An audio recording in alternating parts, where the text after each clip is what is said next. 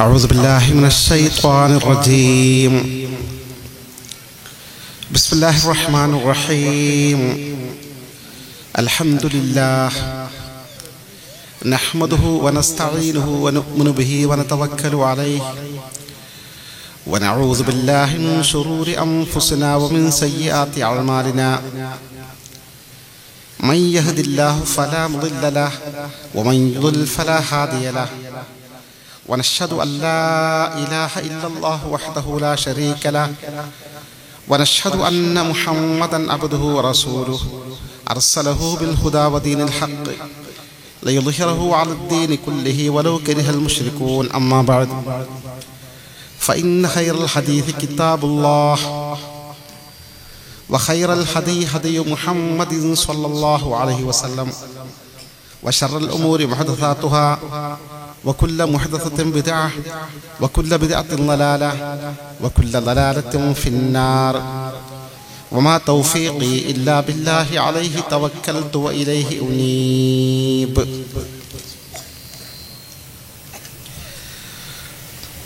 ആദരണീയനായ അധ്യക്ഷനവർകളെ, അനുഗ്രഹീതമായ ഈ സ്ഥാപനത്തിൻ്റെ പ്രിൻസിപ്പൽ ഉൾപ്പെടെയുള്ള ഉസ്താദുമാരെ, ബഹുമാന്യരായ ഉലമാക്കളെ, ഉമറാക്കളെ, അനുഗ്രഹീതമായ ഈ മജ്ലിസിൽ സംബന്ധിച്ചുകൊണ്ടിരിക്കുന്ന അഹ്ലുസ് സുന്നത്തി വൽ ജമാഅത്തിൻ്റെ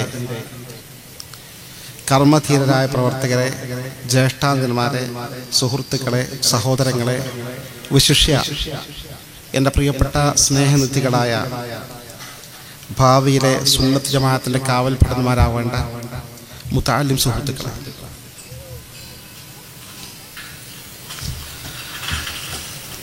വളരെയേറെ സന്തോഷത്തോടു കൂടിയാണ് ഇർഫാനിയ കോളേജിൻ്റെ വാർഷിക സമ്മേളനത്തിൻ്റെ പ്രചരണാർത്ഥം സംഘടിപ്പിക്കപ്പെട്ട ഈ പരിപാടിയിൽ സംബന്ധിക്കുന്നത്.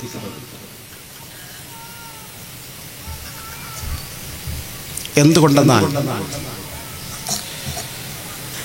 ഇസ്ലാം കൊണ്ട് ലക്ഷ്യമാക്കുന്ന ആത്മീയ ജീവിതത്തിലേക്ക് നയിക്കുന്ന നായകന്മാരുടെ നേതൃത്വത്തിലാണ്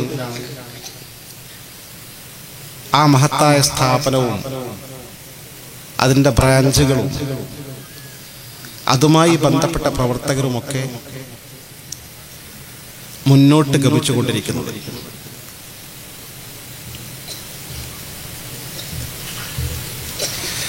മനുഷ്യരെ സംബന്ധിച്ചിടത്തോളം നമ്മൾ ചെറിയ ഒരു കാലയളവ് മാത്രമാണ് ഇവിടെ ജീവിക്കുന്നത്, വളരെ കുറച്ച്. ഈ കുറഞ്ഞ കാലയളവിൽ തന്നെ നമ്മുടെ ജീവിതത്തിലെ വലിയൊരു ഭാഗം വിവിധ ആവശ്യങ്ങൾക്ക് വേണ്ടി നമ്മൾ നീക്കിവെക്കുന്നു. ഏകദേശം പകുതി ഭാഗം രാത്രിയായിപ്പോയി. രാത്രിയാൽ നമുക്ക് ഉറക്കവും കാര്യമൊക്കെ ആയി. നമ്മുടെ ജീവിതത്തിലെ വലിയൊരു ഭാഗം കുട്ടിക്കാലമാണ്. കുട്ടിക്കാലം നമ്മുടെ ജീവിതത്തിലെ ഗണനീയമായ ഒരു ഭാഗമായി കണക്കാക്കപ്പെടുന്നില്ല. അന്ന് കളിയും ചിരിയും തമാശയുമായി പോയി. പിന്നെ നമ്മുടെ ജീവിതത്തിൽ ഒരുപാട് സമയം കുളിക്കാനും അതുപോലുള്ള അനുബന്ധ കാര്യങ്ങൾ, നമ്മുടെ പ്രാഥമികമായ കൃത്യങ്ങൾക്കും മറ്റുമൊക്കെ നമ്മൾ വിനിയോഗിക്കേണ്ടി വരും. സത്യം പറഞ്ഞാൽ മനുഷ്യൻ്റെ ജീവിതത്തിൽ വളരെ കുറഞ്ഞ ഒരു പീരീഡ് മാത്രമാണ് ഫലപ്രദമായി നമുക്ക് ഉപയോഗപ്പെടുത്താൻ സാധിക്കുന്നത്. കാലത്തിനർത്ഥം നിശയായി കഴിഞ്ഞു പോം, ബാലനായി തന്നെ കുറഞ്ഞോരിടകൾ പോം, സ്നാനാശനാദികളിൽ ഒട്ടുനാൾ കഴിഞ്ഞിടും, കാലങ്ങൾ കഴിയുമ്പോൾ കാലനുമുഖപ്പെടും. ജീവിതത്തിൻ്റെ പകുതി ഭാഗം ഇങ്ങനെ നിശയായി പോകുന്നു. അനുബന്ധമായ കാര്യങ്ങൾക്ക് വേണ്ടി കുറേ സമയം പോകുന്നു. കുട്ടിക്കാലമായി കുറേ കാലം പോകുന്നു. ഏകദേശം ഇതൊക്കെ കഴിഞ്ഞ് പെട്ടെന്ന് ജീവിതത്തോട് നമ്മൾ വിട പറയേണ്ടി വരികയും ചെയ്യുന്നു. സത്യത്തിൽ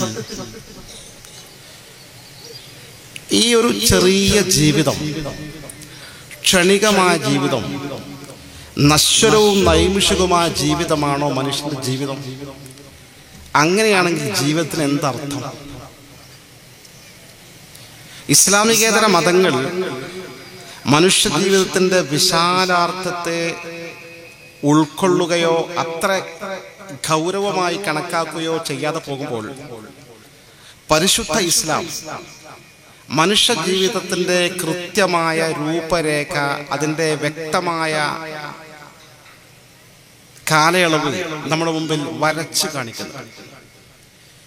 നമ്മുടെ ഈ ജീവിതം ചെറിയ ജീവിതമല്ല, നമ്മുടെ ജീവിതം നൈമിഷികമല്ല, നമ്മുടെ ജീവിതം നശ്വരമല്ല,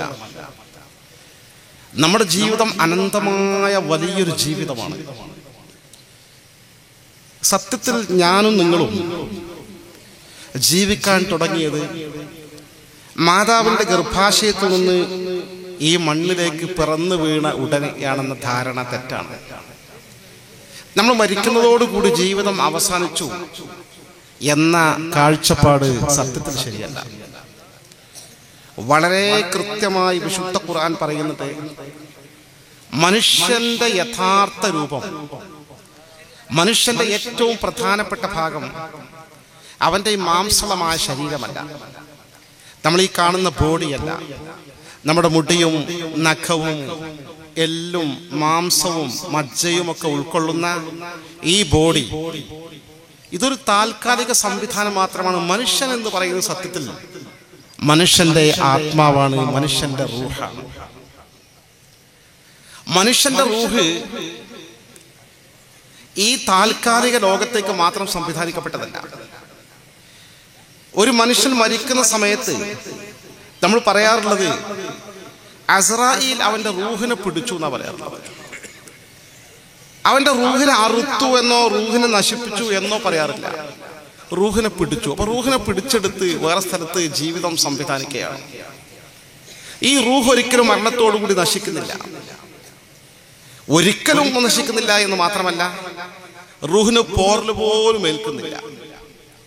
അതുകൊണ്ടാണല്ലോ മരണാനന്തരം നമ്മൾ സ്വന്തം മരിച്ച ഉമ്മാന്റെ ഖബറിൽ പോയാൽ, അല്ലെങ്കിൽ മരിച്ച ഉപ്പാന്റെ ഖബറിൽ പോയാൽ, അല്ലെങ്കിൽ മരിച്ച കൂട്ടുകാരന്റെ ഖബറിൽ പോയാൽ, അല്ലെങ്കിൽ നമ്മുടെ മശായിഖുമാരുടെ ഖബറിൽ പോയാൽ, പ്രത്യേകിച്ച് വെള്ളിയാഴ്ച പോലുള്ള ദിവസങ്ങളാണെങ്കിൽ ഈ റൂഹും ഈ ഖബറും തമ്മിൽ വലിയ കണക്ഷൻ ആയിരിക്കുമെന്നാണ് ഹദീസുകൾ പഠിപ്പിക്കുന്നത്.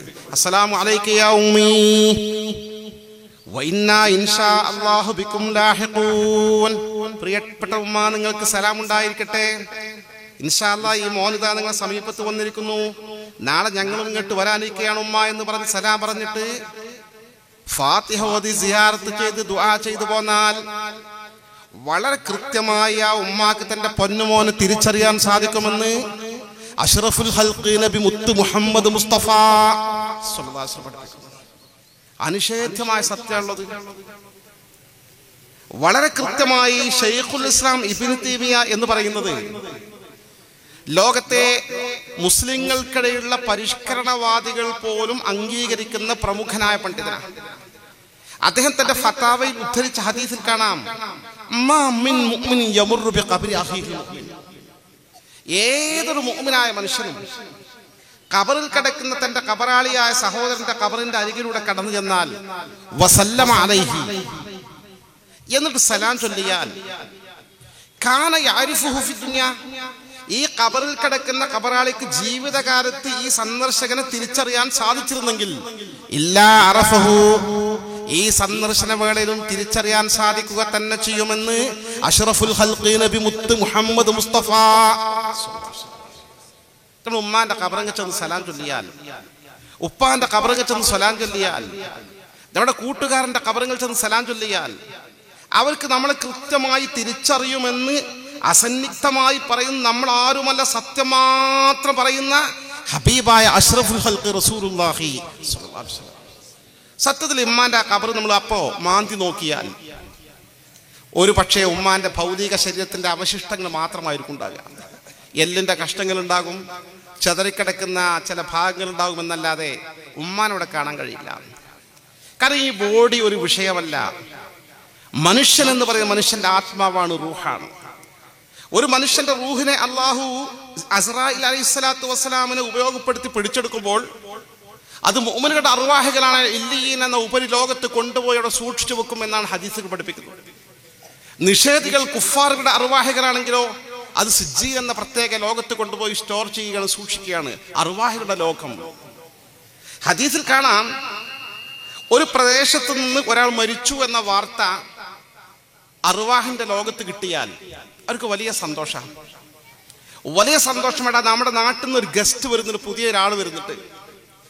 നാട്ടുകാരുടെ വിവരം അന്വേഷിക്കാം, നാട്ടിലെ വിവരങ്ങളൊക്കെ അറിയാം, കൃത്യമായി ചോദിച്ചറിയാം. എനിക്ക് ഒരുപാട് കാര്യം അറിയേണ്ടത്, എൻ്റെ വീട്ടുകാരെ വിവരം അറിയേണ്ട. ഒന്നും മരിച്ചു പോയ ശേഷം ഒരാൾ ഇവിടെ നിന്ന് വന്നിട്ടില്ല, അറിയാമെന്ന വലിയ ആവേശമായിരിക്കും, വലിയ ആഹ്ലാദമായിരിക്കും എന്ന് ഹദീസ് പഠിപ്പിക്കുക. എന്നിട്ട് റൂഹുകൾ വന്നാൽ യജ്ലിസൂന ഹൗലഹു, മറ്റ് അർവാഹികൾ ഈ റൂഹിന്റെ ചുറ്റും കൂടിയിരുന്നിട്ട് ഓരോ വിവരങ്ങൾ ചോദിക്കും. എടാ, നമ്മുടെ നാട്ടിലെ ഇന്നാളെ സ്ഥിതി എന്താ, അവന്റെ വിവരം എന്താ, ഇവിടെ വിവരം എന്താ, അവന്റെ കല്യാണം കഴിഞ്ഞോ, അവന് മക്കളായോ, ഒരു വിവരം പിന്നെ അറിഞ്ഞിട്ടില്ലല്ലോ. എല്ലാവരും കൂടി ശല്യം ചെയ്യുമ്പോ മലക്കുകൾ പറയും, കുറച്ചാൾ റെസ്റ്റ് എടുക്കട്ടോ, ഇന്നഹു ജാഅ മിൻ അഹ്വാലി ദുനിയ, ദുനിയാവിന്റെ ഭീകരതകളൊക്കെ താണ്ടി മരണത്തിന്റെ ആ സങ്കീർണമായ സമസ്യകളൊക്കെ കഴിഞ്ഞിപ്പോൾ എത്തിയിട്ടേ ഉള്ളൂ, അല്പം റെസ്റ്റ് എടുക്കട്ടെ എന്ന് പറയും. എന്നാൽ ഓരോരുത്തരെ കുറിച്ച് ചോദിക്കുമ്പോൾ, അയാൾ കല്യാണം കഴിഞ്ഞ് മക്കളൊക്കെ ആയി വീടൊക്കെ വെച്ച് വളരെ സന്തോഷമാണ്, വലിയ ബിസിനസ്സാണ്. ഇയാളെ കുറിച്ച് ഇങ്ങനെ പറയും, മോളെ കല്യാണം കഴിഞ്ഞ് വളരെ സന്തോഷമാണ്. വേറെ ആളെ കുറിച്ച് പറയുമ്പോൾ, അയാൾ മരിച്ചു പോയല്ലോ, കുറെ കൊല്ലായല്ലോ, സുബ്ഹാനല്ലാഹ്, എന്നിട്ട് അയാൾ റൂഹ് ഇവിടെ എത്തിയിട്ടില്ലല്ലോ, നമ്മൾ കണ്ടിട്ടില്ലല്ലോ. എന്നാ പിന്നെ കാഫറായിട്ടായിരിക്കും മരിച്ചു പോയൊക്കെ, അങ്ങനെ ഈ മേഖലയിലേക്ക് വരില്ല. ഈ രീതിയിൽ അവർ അർവാഹുകൾ ചർച്ച നടത്തുമെന്ന് അഷ്റഫുൽ ഖൽഖ് റസൂലുള്ളാഹി സ്വല്ലല്ലാഹു അലൈഹി വസല്ലം. എൻ്റെ പ്രിയപ്പെട്ട ആത്മാവുകൾക്കൊന്നും സംഭവിക്കുന്നില്ല. ഈ ആത്മാവുകൾക്കൊന്നും സംഭവിക്കുന്നില്ല എന്ന് മാത്രമല്ല, ഈ ആത്മാവുകൾ ഇപ്പൊ സൃഷ്ടിക്കപ്പെട്ടതുമല്ല. ഞാനും നിങ്ങളും ഇവിടെ ജനിച്ചു വരുന്നതിന് മുമ്പ്, എത്രയോ നൂറ്റാണ്ടുകൾക്ക് മുമ്പ്, സഹസ്രാബ്ദങ്ങൾക്ക് മുമ്പ് നമ്മുടെ മുഴുവൻ ആത്മാവുകളെയും സൃഷ്ടിക്കപ്പെട്ടിട്ടുണ്ട്. അവന്റെ ആദ്യ പിതാവ്, ഒന്നാമത്തെ മനുഷ്യൻ അബുൽ ബശർ ആദം അലൈഹിസ്സലാത്തു വസ്സലാം, ആദനവിനെ സൃഷ്ടിക്കുന്നത് തന്നെ നമ്മളൊക്കെ സൃഷ്ടിക്കപ്പെട്ടിട്ടുണ്ട്. എന്ന് വെച്ചാൽ നമ്മുടെ ആത്മാവുകളൊക്കെ സൃഷ്ടിക്കപ്പെട്ടിട്ടുണ്ട്. അർവാഹ് ആൾറെഡി അന്ന് സൃഷ്ടിക്കപ്പെട്ടു. ഖുർആനിലുണ്ടല്ലോ, വഇദ് അഖദ റബ്ബുക മിൻ ബനി ആദമ മിൻ ദുഹൂരിഹിം ദുർരിയതഹും, ആദമിന്റെ മുതുകിൽ നിന്ന് പിൽക്കാലത്ത് ജനിക്കാനിരിക്കുന്ന സകലമാന സന്തതികളുടെയും ആത്മാവുകൾ, അർവാഹുകൾ അല്ലാഹു പുറത്തെടുത്തിട്ട് അവരോട് ഇങ്ങനെ സംവദിച്ചത്, ചോദിച്ചത്, അവർ ഉത്തരം പറഞ്ഞത്, ഞാൻ നിങ്ങൾ റബ്ബല്ലേ എന്ന് ചോദിച്ചതും ഉത്തരം പറഞ്ഞതുമൊക്കെ കൃത്യമായി ഖുർആൻ നേരിട്ട് നമുക്ക് പറഞ്ഞു തന്നിട്ടുണ്ട്. നമ്മുടെ ആത്മാവുകൾ അന്നേ സൃഷ്ടിക്കപ്പെട്ടിട്ടുണ്ട്. ആത്മാവുകൾ അവരുടെ മക്കളുടെ മാറി മറിഞ്ഞ് ഇങ്ങനെ എത്തിപ്പെട്ട നമ്മുടെ പിതാവ്, നമ്മുടെ മാതാവിലൂടെ നമ്മൾ പുറത്തു വന്നതാ. അർവാഹൻ അന്ന് സൃഷ്ടിക്കപ്പെട്ടിട്ടുണ്ട്. നമ്മുടെ ആത്മാവുകളെ മാത്രം ഒരു ലോകത്തൊരു കാലത്ത് ജീവിച്ചിരുന്നു. നമുക്കിപ്പോൾ ഓർമ്മയില്ലാതിട്ടാ. നമുക്ക് ഓർമ്മയില്ലാത്തതുകൊണ്ട്, നമുക്ക് ഓർമ്മയില്ലാതെ എന്തുകൊണ്ടെന്ന് വെച്ചാൽ നമ്മൾ കുട്ടിക്കാലം ഓർമ്മയില്ലല്ലോ. നമ്മൾ ഉമ്മ പറഞ്ഞു തരാറുണ്ടല്ലോ, നിനക്കൊരു പച്ച ഷർട്ട് ഉണ്ടായിരുന്നു, ഗ്രീൻ കളർ, എന്ത് രസമായിരുന്നു ഇട്ടാല്, അടിപൊളി ഡ്രസ്സായിരുന്നു. എൻ്റെ ചെറുപ്പത്തിൽ 3 വയസ്സായ സമയത്ത് ഇങ്ങനെ പറഞ്ഞു തരാറുണ്ട്. അങ്ങനത്തെ ഡ്രസ്സിനെ കുറിച്ച് നമ്മുടെ ഓർമ്മയിലില്ലല്ലോ. ഇതുപോലെ ആത്മാവിന്റെ ലോകത്ത് നമ്മൾ ജീവിച്ച് നമുക്ക് ഓർമ്മയില്ലാത്തതുകൊണ്ടാണ് നമ്മൾ പുതിയ ലോകത്ത്, ആത്മാവിന്റെ ലോകത്ത് ഒരുപാട് കാലങ്ങൾ കഴിഞ്ഞു പോയിട്ടുണ്ട്. നമ്മൾ ഇന്നും ഇന്നലെയൊന്നും സൃഷ്ടിക്കപ്പെട്ടവനല്ല. ലതർകബുന്ന തബഖൻ അൻ തബഖി, ഓരോ ഘട്ടം കഴിഞ്ഞ് അടുത്ത ഘട്ടത്തിലേക്ക് പ്രവേശിച്ച് നമ്മൾ നിതാന്തമായ ഒരു യാത്രയിലാണ്. ആത്മാവിന്റെ ലോകത്ത് നിന്ന് മാതാവിന്റെ ഗർഭാശയത്തിൽ നിന്ന് അവിടെ കുറച്ചു കാലം കഴിച്ചു കൂട്ടി. ഇപ്പൊ ഈ ദുനിയാവിന്റെ ലോകത്തേക്ക് കടന്നു വന്നു ഇവിടെ കുറച്ചു കാലം കഴിച്ചു കൂട്ടും. ഇനി നമ്മൾ പോകുന്നത് ബർസഖിന്റെ ലോകത്തേക്കാണ്, ഖബറിന്റെ ലോകത്തേക്ക്, പുതിയ ലോകം. അവിടെ അവസാനിക്കുന്നില്ല. വമിൻ വറാഇഹിം ബർസഖുൻ ഇലാ യൗമി യുബ്അസൂൻ, നിങ്ങൾക്ക് തൊട്ട് പിന്നിൽ നിങ്ങൾ കാത്തിരിക്കുന്നത് ബർസഖിയ ജീവിത, ഈ മറക്കപ്പുറത്തുള്ള ജീവിതം. അതും ശാശ്വതമായ ജീവിതമല്ല. അതും കഴിഞ്ഞിട്ടാണ് വഅന്നൽ ബഅസ ഹഖുൻ, നിശ്ചയം പുനർജന്മം എന്ന് പറയുന്നത് സത്യ. പുനർജന്മം, പുതിയൊരു ജന്മം യൗമുൽ ഖിയാമത്ത് നടക്കും. ആ ഒരു ദിവസത്തെക്കുറിച്ച് വിശുദ്ധ ഖുർആൻ ആവർത്തിച്ച് പറയുന്നത് യൗമുൽ ഖിയാമത്തിനെ കുറിച്ച്.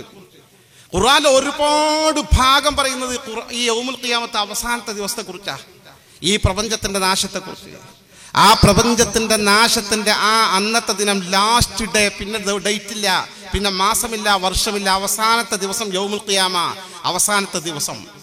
ആ അവസാനത്തെ ദിവസം ഈ ഖബറുകളിൽ നിന്ന് സകലമാന ആളുകൾക്കും പുതിയ ജീവൻ നൽകി, പുനർജന്മം നൽകി അവരൊക്കെ ഉയർത്തെഴുന്നേൽപ്പിക്കപ്പെടുന്നത് വിശുദ്ധ ഖുർആൻ പറയുന്നത്. സത്യത്തിൽ മുഅ്മിനുകളായ ആളുകൾ മരിച്ചു കഴിഞ്ഞാൽ ഒരു ഉറക്കിന് സമാനമായ ജീവിതത്തിലാണ് ബർസഖിയ ലോകത്ത് കഴിച്ചു കൂട്ടുന്നത്. ഹദീസ് പഠിപ്പിക്കുന്നത് ഉറക്കിന് സമാനമായ ജീവിതം. നമ്മളിന്ന് രാത്രി വീട്ടിലെത്തി 10 മണിക്ക് 11 മണിക്ക് ഉറങ്ങാൻ കിടന്നു, നല്ല ഉറക്ക്. ഇടയ്ക്ക് ഉണർന്നില്ലെങ്കിൽ കാലത്ത് സുബ്ഹിന്റെ സമയത്ത് നമ്മൾ ഉണർത്തുന്നത്. 7 മണിക്കൂർ കഴിഞ്ഞു, 7 മിനിറ്റിന്റെ പ്രതിയിൽ ഉറങ്ങിയ സമയം അറിയില്ല. ഇതുപോലെയാണ് നമ്മുടെ സഹോദരങ്ങൾ, അല്ലെങ്കിൽ നമ്മളൊക്കെ ബർസഖിന്റെ ലോകത്ത് ദിവസങ്ങൾ, ആഴ്ചകൾ, മാസങ്ങൾ, വർഷങ്ങൾ, നൂറ്റാണ്ടുകൾ, സഹസ്രാബ്ദങ്ങൾ കഴിഞ്ഞങ്ങനെ പോവുകയാണ്. നമ്മൾ നിതാന്തമായ ഒരു വിശ്രമത്തിലാണ്, ഉറക്കത്തിലാണ്. പുനർജന്മം, എല്ലാവർക്കും ഒന്നിച്ച് ജന്മം കിട്ടുക, എല്ലാവരും ഖബറിന്ന് ഉയർത്തെഴുന്നേൽപ്പിക്കപ്പെടുക. ഖബറിന്ന് എല്ലാവരും ഉയർത്തെഴുന്നേൽപ്പിക്കപ്പെട്ട് മഹ്ശറിന്റെ ലോകത്ത് ഹാജരാക്കപ്പെടുകയാണ്. ആ ഹാജരാക്കപ്പെടുന്ന ഘട്ടത്തിൽ അവർ പോലും അത്ഭുതപ്പെടും. ഖബറിന്ന് ഉയർന്നു വരുന്ന സമയത്ത് ഖുർആൻ പറയാണ്, അവർ ചോദിക്കും, എന്താണ് സംഭവം? നമ്മൾ നല്ല ഉറക്കിലായിരുന്നില്ല, ആരപ്പോൾ ഉണർത്തിയത്? നമ്മൾ സ്ഥിരമായി ഓതുന്ന സൂറത്ത് യാസീൻ പറയുന്നുണ്ട്, അവർ പറഞ്ഞു പോകും, ആരാണ് നമ്മൾ സുഖമായി കിടക്കുന്ന, ഉറങ്ങിക്കിടക്കുന്ന സ്ഥലത്ത് നമ്മൾ തട്ടി ഉണർത്തിയത്? നല്ല ഉറക്കിൽ വിളിച്ചുണർത്തിയത് നമുക്കൊരു ശല്യ, ആരാപ്പോൾ ഉണർത്തിയത്? പിന്നെ വലിയ ജനാവലിയെ കാണുന്നത്, മുഴുവൻ ആളുകളും തടിച്ചുകൂടി നിൽക്കുന്നു, കുമിഞ്ഞു കിടക്കുന്നു, വലിയ ജനങ്ങളുടെ കൂമ്പാരം എന്ന് പറഞ്ഞുകൂടാ, ജനക്കൂട്ടം, കോടാനുകോടി ആളുകൾ. അപ്പൊ അവർക്ക് ഓർമ്മ വരും, റഹ്മാൻ, അല്ല ഇത് സാധാരണ ഉറക്കായിരുന്നില്ല, ഉറക്കിന്റെ മരണത്തിന്റെ ഉറക്കായിരുന്നു, മരണാനന്തരമുള്ള ഉറക്കായിരുന്നു, ഇത് പുനർജന്മം. റഹ്മാനായ റബ്ബ് നമ്മളോട് നേരത്തെ വാഗ്ദാനം ചെയ്ത ആ ദിവസമാണ്. വസദഖൽ മുർസലൂൻ, അല്ലാഹുവിന്റെ ദൂതന്മാർ പറഞ്ഞ എത്ര സത്യമാണ്, നമ്മൾ മഹ്ശറിലേക്ക് ആനയിക്കപ്പെടുകയാണ് എന്ന് അവർ പറയുമെന്ന് വിശുദ്ധ ഖുർആൻ പറയുന്നു. ജീവിതം അവിടെ ഒന്നും അവസാനിക്കുന്നില്ല, പിന്നെ സ്വർഗത്തിലേക്ക് പോവുകയാണ്, അല്ലെങ്കിൽ നരകത്തിലേക്ക് പോവുകയാണ്. നരകത്തിലേക്ക് പോകാതെ റബ്ബ് സുബ്ഹാനഹു വ തആല അവന്റെ മഹൽ ഫദ്ൽ കൊണ്ട്, നമ്മുടെ മഹാന്മാരുടെ ബറക്കത്ത് കൊണ്ട് സ്വർഗ വിഭാഗത്തിൽ നമ്മളെയും നമ്മുടെ പ്രിയപ്പെട്ടവരെയും ഉൾപ്പെടുത്തി അനുഗ്രഹിക്കുമാറാകട്ടെ. അവർ വലിയ ജീവിതമാണ് മനുഷ്യന്റെ ജീവിതം. ഈ ജീവിതം സത്യത്തിൽ ഫലപ്രദമാകണമെങ്കിൽ, വിജയിക്കണമെങ്കിൽ മനുഷ്യന്റെ യഥാർത്ഥ രൂപമായ ആ ആത്മാവിനെ സംസ്കരിച്ചെടുക്കണം. ശരീരത്തെ സംസ്കരിക്കാൻ നമ്മളെല്ലാവരും റെഡിയാ. ആൾക്ക് ഷുഗറാണെന്ന് പറഞ്ഞു, ഡോക്ടർ വിധി എഴുതി, കുറച്ച് ഷുഗർ അധികമുണ്ട്, 130 ഫാസ്റ്റിംഗിൽ, ഇനി പഞ്ചസാര ഉപയോഗിക്കാൻ പാടില്ല. പഞ്ചസാര ഏറെ ഇഷ്ടപ്പെട്ട മനുഷ്യനായ അയാൾക്ക് ജിലേബി, അയാൾക്ക് ലഡു, ഇങ്ങനെ മധുരമുള്ള സാധനം അല്ലാതെ പറ്റാത്ത മനുഷ്യനായിരുന്നു. പക്ഷെ ശരീരത്തെ രക്ഷപ്പെടുത്താൻ വേണ്ടി ആൾ നിർബന്ധമായും ഷുഗർ, പഞ്ചസാര ഒഴിവാക്കി. ജീവിതത്തിൽ ആൾ ഏറ്റവും ഇഷ്ടപ്പെട്ട ഫ്രൂട്ടുകൾ ഒഴിവാക്കി. നമ്മുടെ ശരീരത്തിനെ രക്ഷപ്പെടുത്താൻ വേണ്ടി നമ്മൾ എന്തും ചെയ്യും. നമ്മുടെ ഒരു കൊച്ചു കുട്ടിക്കൊരു അസുഖമാണെങ്കിൽ ആ അസുഖം ചികിത്സിച്ച് സുഖമാക്കാൻ വേണ്ടി പണമില്ലെങ്കിൽ നമ്മൾ സ്ഥലം വിൽക്കും, നമ്മുടെ വീട് വിൽക്കും, പിന്നെയും കടം വാങ്ങി ആ കുട്ടിയുടെ ശരീരത്തെ രക്ഷപ്പെടുത്താൻ വേണ്ടി നമ്മൾ എന്തും ചെയ്യും. പക്ഷേ ആത്മാവോ, ആത്മാവാണ് പ്രധാനം. ആത്മാവാണ് നേരത്തെ സൃഷ്ടിക്കപ്പെട്ടത്. ആത്മാവാണ് ഈ ബോഡി നശിച്ചാലും നശിക്കാതെ നിൽക്കുന്നത്. ആത്മാവാണ് ബർസഖിന്റെ ലോകത്ത് സ്ഥിതി ചെയ്യുന്നത്. ആത്മാവാണ് ശേഷവും ഉയർത്തെഴുന്നേൽപ്പിക്കപ്പെടുന്നത്. എൻ്റെ പ്രിയപ്പെട്ടവരെ, ആ പരമപ്രധാനമായ ആത്മാവിൻ്റെ ശുദ്ധീകരണം, തസ്കിയത്ത്, സംസ്കരണം, അത് വഴി മാത്രമേ മനുഷ്യന് വിജയിക്കാൻ സാധിക്കൂ, മറ്റേ ദുനിയാവിൽ ജയിക്കാൻ സാധിക്കും. നിങ്ങൾ ശരീരത്തിൻ്റെ ആരോഗ്യമൊക്കെ ശരിക്കും നോക്കി അള്ളാഹ് അനുഗ്രഹിക്കുകയാണെങ്കിൽ ഹെൽത്തിയായി ജീവിക്കാൻ പറ്റും. പക്ഷെ എത്ര കൊല്ലം? 60 കൊല്ലം, 63 കൊല്ലം, 65 കൊല്ലം. അതിനിടയ്ക്ക് തന്നെ അള്ളാഹു കണക്കാക്കിയിട്ടുണ്ടെങ്കിൽ വേറെ പ്രശ്നങ്ങൾ വരും, ഇടക്കാലത്ത് അപ്രത്യക്ഷമാവും ചെയ്യും. അള്ളാഹു കാത്തുരക്ഷിക്കുമാറാകട്ടെ. എന്നാൽ ആത്മാവോ, ആത്മാവിനെ സംസ്കരിക്കാനുള്ള മേഖല, അതാണ് പ്രധാനം. ആത്മാവിനെ നന്നായി ശുദ്ധീകരിച്ചെടുത്താൽ, നന്നായി സംസ്കരിച്ചെടുത്താൽ, ആത്മാവിന് ആവശ്യമായ വിഭവങ്ങളും പോഷകങ്ങളും ഭക്ഷണങ്ങളും നൽകിയാൽ ആത്മാവ് ഇങ്ങനെ സുന്ദരമായി വെട്ടിത്തിളങ്ങാൻ തുടങ്ങും. ആ ആത്മാവിൻ്റെ ഉടമ നല്ല മനുഷ്യനായി നമുക്ക് പുറത്ത് കാണാൻ സാധിക്കും. അവിടെ മുഖത്ത് നോക്കിയാൽ തന്നെ പ്രസന്നതയായിരിക്കും. സത്യത്തിൽ നമ്മുടെ വിശ്വാസത്തിന് ഈമാനൊരു പ്രകാശം ഉണ്ടല്ലോ, നൂറുണ്ടല്ലോ. ഈമാനുള്ള ആളുകളാണ് നമ്മളൊക്കെ. ഈമാനിന് സത്യത്തിൽ ഈമാനിന്റെ ഒരു അടയാളം നമ്മുടെ മുഖത്ത് പ്രകടമാകുന്ന ഹദീസിലുണ്ട്, ലാ യസ്നി സാനി ഹീന യസ്നി വഹുവ മുഅ്മിൻ. ഒരു മനുഷ്യൻ, മുഅ്മിനായ ഒരു മനുഷ്യന് വ്യഭിചരിക്കൂല. അവൻ വ്യഭിചരിക്കുന്ന സമയത്ത് ഇല്ലാ നസഅ അല്ലാഹു മിൻഹു നൂറൽ ഈമാൻ, ഈ അള്ളാഹു ഈമാന്റെ പ്രകാശം അതിന് ഊരിയെടുത്ത് താഴെ വെക്കും. എന്നിട്ട് വ്യഭിചാരത്തിന് പിൻവാങ്ങിയാൽ ഇൻഷാ യറുദ്ദഹു റദ്ദ, അള്ളാഹ് വിചാരിച്ചാൽ ആ പ്രകാശത്തെ തിരിച്ചു കൊടുക്കും, ഇല്ലെങ്കിൽ തിരിച്ചു കൊടുക്കൂല. ഹദീസാണ്. അപ്പൊ ഈമാൻ പ്രകാശമുണ്ട്. അപ്പൊ ചില ആൾക്കാരങ്ങനെ മുഖത്ത് നോക്കിയാൽ തിളങ്ങുന്നൊരു ഈമാന്റെ തെളിച്ചങ്ങനെ കാണാം. മുമ്പിൽ നമുക്ക് കണ്ടാൽ തിരിച്ചറിയും. ആ തിളക്കം മനുഷ്യന്റെ ആത്മാവിന്റെ തിളക്കമാണ്.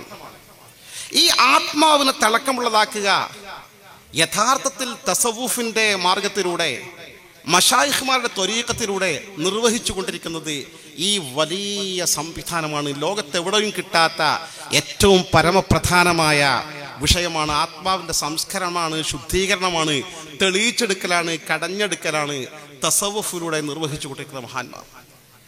അതുമായി ബന്ധപ്പെടാൻ സൗഭാഗ്യം കിട്ടിയ ആളുകൾ വലിയ ഭാഗ്യശാലികളാണ്. അവർ നല്ല പെരുമാറ്റമായിരിക്കും, നല്ല സ്വഭാവമായിരിക്കും, നല്ല അച്ചടക്കമായിരിക്കും. അവർ ദുആക്ക് ഹിജാബത്തുണ്ടാവും. അവർ നാവ് കൊണ്ടൊരു കാര്യം പറഞ്ഞാൽ അള്ളാഹു സഫലമാക്കും. ഒരു പ്രത്യേക രീതിയിലേക്ക് അവർ ഉയർന്നു വരും. അതാണ് യഥാർത്ഥ ത്വരീഖത്തുകളുടെ ഏറ്റവും വലിയ പ്രത്യേകത. അത്തരം മശായിഖ്മാരായ ആളുകൾ, ത്വരീഖത്തിലൂടെ സംസ്കരിക്കപ്പെട്ട ആളുകൾ, അവർക്ക് ആത്മാവിന്റെ ഈ തിളക്കം കൊണ്ട് ഒട്ടനവധി അത്ഭുതങ്ങൾ പ്രകടിപ്പിക്കാൻ സാധിക്കും. മഹാന്മാരുടെ കറാമത്തുകൾ നമ്മൾ പറയാറുണ്ട്. ഈ കറാമത്തുകൾ മുഴുവൻ ഇത്തരം അതിശക്തമായ ആത്മാവിന്റെ ഉടമകൾക്കാണ് പ്രകടമാകുന്നത്. അവർക്ക് ജീവിതത്തിൽ അനുഭവിക്കാൻ സാധിക്കും. മരണാനന്തരമുള്ള സംഭവമല്ലത്. മരണാനന്തരം അവർക്ക് വേറെ ഒരുപാട് അനുഗ്രഹങ്ങൾ കിട്ടും. ഈ അത്ഭുതങ്ങളൊക്കെ മരണാനന്തരം കൂടുതൽ പ്രകടമാകും. ജീവിതകാലത്ത് തന്നെ അതിന് തെളിച്ചം അവർക്ക് പ്രകടമായിക്കൊണ്ടിരിക്കും, മറ്റുള്ളവർക്കും അനുഭവവേദ്യമായിക്കൊണ്ടിരിക്കും. എത്രയെത്ര സംഭവങ്ങൾ, എത്രയെത്ര ഉദാഹരണങ്ങൾ വിശുദ്ധ ഖുർആനിലും തിരുസുന്നത്തിനും സലഫുസ്സാലിഹീങ്ങളുടെ ജീവിതത്തിനും പിൽക്കാലത്ത് മഹാത്മാക്കളുടെ കാലഘട്ടത്തിനും നിരവധി സംഭവങ്ങൾ കൊണ്ട് നിറഞ്ഞു നിൽക്കുന്നതാണ് ഇത്തരം കാര്യങ്ങൾ. ധാരാളം സംഭവങ്ങൾ. ഹബീബായ അഷ്റഫുൽ ഖൽഖ് മുത്ത് റസൂലുള്ളാഹി സ്വല്ലല്ലാഹു അലൈഹി വസല്ലം തങ്ങളുടെ വഫാത്തിന് ശേഷം തങ്ങളെ ഖബറടക്കപ്പെട്ടത് വിശുദ്ധമായ ഹുജ്റത്തുൻ നബവിയ്യ റൗള ഷരീഫിലാണ്. നമുക്കൊക്കെ അറിയാം. ഇന്നും മദീന മുനവ്വറയിൽ ആ റൗള ഷരീഫ് അവിടെ ഉണ്ട്. ജീവിതത്തിൽ ഒരിക്കലെങ്കിലും അവിടെ എത്തിപ്പെട്ടവർക്ക് വീണ്ടും എത്തിപ്പെടാനും തങ്ങൾ നേരെ മുമ്പിൽ നിന്ന് അസ്സലാമു അലൈക യാ ഹബീബല്ലാഹ് മനസ്സറിഞ്ഞ് സലാം ചെല്ലാനും റബ്ബ് സുബ്ഹാനഹു വ തആല നമുക്ക് തൗഫീഖ് നൽകി അനുഗ്രഹിക്കുമാറാകട്ടെ. എൻ്റെ പ്രിയപ്പെട്ട, ഇവിടുന്ന് സലാം ചെല്ലിയാൽ തന്നെ തങ്ങൾ ആ സലാം കേൾക്കും. ഇവിടുന്ന് സ്വലാത്ത് ചെല്ലിയാൽ തന്നെ ആ സ്വലാത്ത് തങ്ങൾ കേൾക്കും. കാരണം റൂഹിന്റെ ശക്തിയാ. അർവാഹ് നബി തങ്ങളുടെ റൂഹല്ലേ, ആത്മാവിന്റെ ശക്തി. കേൾക്കും. സ്വഹീഹായ ഹദീസാണ്. മാ മിൻകും മിൻ അഹദിൻ യുസല്ലിമു അലയ്യ ഇല്ലാ റദ്ദല്ലാഹു അലയ്യ റൂഹി ഹത്താ അറുദ അലൈഹിസ്സലാം. നിങ്ങൾ ലോകത്തിന്റെ ഏത് മൂലകൾ വെച്ച് ആരെനിക്ക് സലാം ചൊല്ലിയാലും എൻ്റെ വിശുദ്ധമായ റൂഹിനെ എനിക്ക് അള്ളാഹു തിരിച്ചു തന്നുകൊണ്ട് ഓരോ വ്യക്തികൾക്കും ഞാൻ കേൾക്കുമെന്ന് മാത്രമല്ല, ഓരോ വ്യക്തിക്കും ഞാൻ പേഴ്സണലായി സലാം അടക്കുക തന്നെ ചെയ്യുമെന്ന് അഷ്റഫുൽ ഖൽഖ് നബി മുത്ത് മുഹമ്മദ് മുസ്തഫ സ്വല്ലല്ലാഹു അലൈഹി വസല്ലം. ആ റസൂലുള്ളാഹിന്റെ മുമ്പിൽ ചെന്ന് സലാം പറയാൻ സാധിച്ചാലോ? റസൂൽ നമ്മളെ കാണുകയല്ലേ, നമ്മുടെ സലാം മടക്കല്ലേ. എന്താണ് ആ സൗഭാഗ്യം? എൻ്റെ പ്രിയപ്പെട്ടവരെ, ആ ആത്മാവിൻ്റെ പ്രത്യേകതയാണ്. ആ റസൂലുള്ളാഹി തങ്ങളുടെ ശരീരം ദ്രവിച്ചിട്ടുണ്ടാവില്ല കേട്ടോ. അത് ചില സ്പെഷ്യൽ കേസുകളാണ്. അപ്പം നമ്മൾ സാധാരണക്കാരുടെ ശരീരം ദ്രവിച്ചു പോകുമ്പോൾ അവിടെ നിന്നും ഒഴിവാണ് റസൂലുള്ളാഹി തങ്ങളുടെ ശരീരം. അതുപോലുള്ള മഹാന്മാരുടെ ശരീരം, അവരുടെ ശരീരവും ഈ മണ്ണിൽ വെച്ചാൽ ദ്രവിക്കൂല. സ്വഹീഹ ഹദീസിലുണ്ട്, ഇന്നല്ലാഹ ഹറമ അജ്സാദൽ അംബിയാ അലാ ഹാദിഹിൽ അർള്. അല്ലാഹു തന്റെ അംബിയാക്കളുടെ ശരീരം ഈ മണ്ണിൽ വെച്ചാൽ ദ്രവിപ്പിക്കുന്നത് മണ്ണിന് അല്ലാഹു വിലക്ക് ഏർപ്പെടുത്തിയിരിക്കുന്നുവെന്ന് അഷ്റഫുൽ ഖൽഖ് നബി മുത്ത് മുഹമ്മദ് മുസ്തഫ. തങ്ങളുടെ വഫാത്തിന് ശേഷം വലിയ ഇസ്ലാമിക ലോകമാണ് അതിന്റെ ഭരണാധികാരിയായി സയ്യിദുന അബൂബക്കർ സിദ്ദീഖ് റളിയല്ലാഹു അൻഹു ഭരണം ഏറ്റെടുത്തു. അമീറുൽ മുഅ്മിനീൻ. അദ്ദേഹം വഫാത്തായി. അദ്ദേഹത്തെ എവിടെ ഖബറടക്കണം ചർച്ച വന്നു. ഒരു സംശയമല്ല, റസൂലുള്ളാഹി തങ്ങളുടെ തൊട്ട് ചാരത്ത് ഇപ്പുറത്തെ ഖബറടക്കി. ആരോടും ചോദിക്കാനല്ല, കാരണം അത് ആയിഷ ബീവിന്റെ വീട്ടിൽ വെച്ചാണ് റളിയല്ലാഹു അൻഹ റസൂലുള്ളാഹി വഫാത്തായത്. അപ്പൊ അവിടെ തന്നെ ഖബറടക്കിയത്, പള്ളിയുടെ തൊട്ട് സൈഡിൽ. അബൂബക്കർ സിദ്ദീഖ് തങ്ങളാകട്ടെ ആയിഷ ബീവിന്റെ ആരാണ്? സ്വന്തം ഉപ്പയാണ്. ഉപ്പാനെ അവിടെ തന്നെ ഖബറടക്കി. അബൂബക്കർ സിദ്ദീഖ് തങ്ങളുടെ കാലഘട്ടം വന്ന കഴിഞ്ഞപ്പോൾ അടുത്ത ഇസ്ലാമിക ലോകത്തിന്റെ ഭരണാധികാരിയായി ആര് ഏറ്റെടുത്തു? അമീറുൽ മുഅ്മിനീൻ ഉമറുൽ ഫാറൂഖ് റളിയല്ലാഹു അൻഹു. ഉമറുൽ ഫാറൂഖ് തങ്ങൾ ഭരണാധികാരത്തിന് വന്നു. ഉമറുൽ ഫാറൂഖ് തങ്ങളുടെ തൊട്ട് മുമ്പ് സിദ്ദീഖുൽ അക്ബർ തങ്ങളെ ഖബറടക്കാൻ തീരുമാനിച്ച് അദ്ദേഹത്തിന്റെ ജനാസ കുളിപ്പിച്ച് കഫൻ ചെയ്ത് ഖബറടക്കാൻ വേണ്ടി റസൂലുള്ളാഹിന്റെ ചാരത്തേക്ക് ഇങ്ങനെ കൊണ്ടുവരികയാണ്. സിദ്ദീഖുൽ അക്ബർ വളരെ വലിയ വിനയത്തിന്റെ ആളായിരുന്നു. വലിയ ആദരവായിരുന്നു തങ്ങളോട്, വലിയ ബഹുമാനമായിരുന്നു തങ്ങളോട്. എത്രത്തോളം ബഹുമാനം വെച്ചാൽ ചരിത്രത്തിൽ ഒട്ടനവധി സംഭവങ്ങളുണ്ട്. ബഹുമാനം കൊണ്ട് നബി സല്ലല്ലാഹു അലൈഹി വസല്ലം തങ്ങൾ പറയുന്ന ചില കാര്യങ്ങൾ ബഹുമാനത്തിന്റെ അപ്പുറം അദബിന് മുൻഗണന കൊടുത്തുകൊണ്ട് പറയുന്ന കാര്യങ്ങൾ പോലും ചെയ്യാതെ മാറുന്ന മഹാനായിരുന്നു സയ്യിദുന അബൂബക്കർ സിദ്ദീഖ് റളിയല്ലാഹു അൻഹു. ഒരുപാട് സംഭവങ്ങളുണ്ട്. ജനാസ റസൂലുള്ളാഹിന്റെ തൊട്ടിപ്പുറത്തല്ലേ സ്ഥിരമായി കടക്കാൻ കൊണ്ടുപോകല്ലേ, അതൊരു അനാദരവല്ലേ? സിദ്ദീഖ് അക്ബർ തോന്നി. ജനാസയാണ് കൊണ്ടുപോകുന്നത്. തഫ്സീർ റാസിയിലാണ് ഉദ്ധരിക്കുന്ന ആധികാരികമായ ചരിത്ര വസ്തുത. ആ ജനാസ റസൂലുള്ളാഹിന്റെ റൗള ശരീഫിന്റെ തൊട്ട് മുമ്പിലെത്തിയപ്പോൾ സകലമാന സ്വഹാബികളും, 10,000-കണക്കിന് സ്വഹാബികളല്ലേ ജനാസ കൊണ്ടുപോകുന്നത്. അവരെല്ലാം കേൾക്കുന്ന വിധത്തിൽ ഒരു അശരീരി ഉടമയില്ലാത്ത ശബ്ദം, അസ്സലാമു അലൈക യാ റസൂലല്ലാഹ് ഹാദാ അബൂബക്കറിൻ ബിൽ ബാബ്. അല്ലാഹുവിന്റെ റസൂലേ, അങ്ങേക്ക് സലാം ഉണ്ടായിരിക്കട്ടെ. പാവപ്പെട്ട ഫക്കീറായ നിങ്ങളെ കൂട്ടുകാരൻ അബൂബക്കർ നിങ്ങളെ കവാടത്തെങ്കിൽ കാത്തിരിക്കുന്നു, നിങ്ങളെ സമ്മതം കിട്ടാൻ വേണ്ടി. അങ്ങോട്ട് വരാമോ? സമ്മതം തന്നാൽ പ്രവേശിക്കാം. സമ്മതം ചോദിക്കുക. ഈ ചോദ്യം കേട്ട് അത്ഭുതത്തോടു കൂടി അവർ നോക്കി നിൽക്കുന്നുണ്ട്. അപ്പൊ തന്നെ സഡൻലി മറുപടി, വഅലൈക്കും അസ്സലാം വറഹ്മത്തുള്ളാഹ് അദ്ഖിലുൽ ഹബീബ ഇലൽ ഹബീബ്. സിദ്ദീഖുൽ അക്ബർ, നിങ്ങൾക്കും സലാം ഉണ്ടായിരിക്കട്ടെ.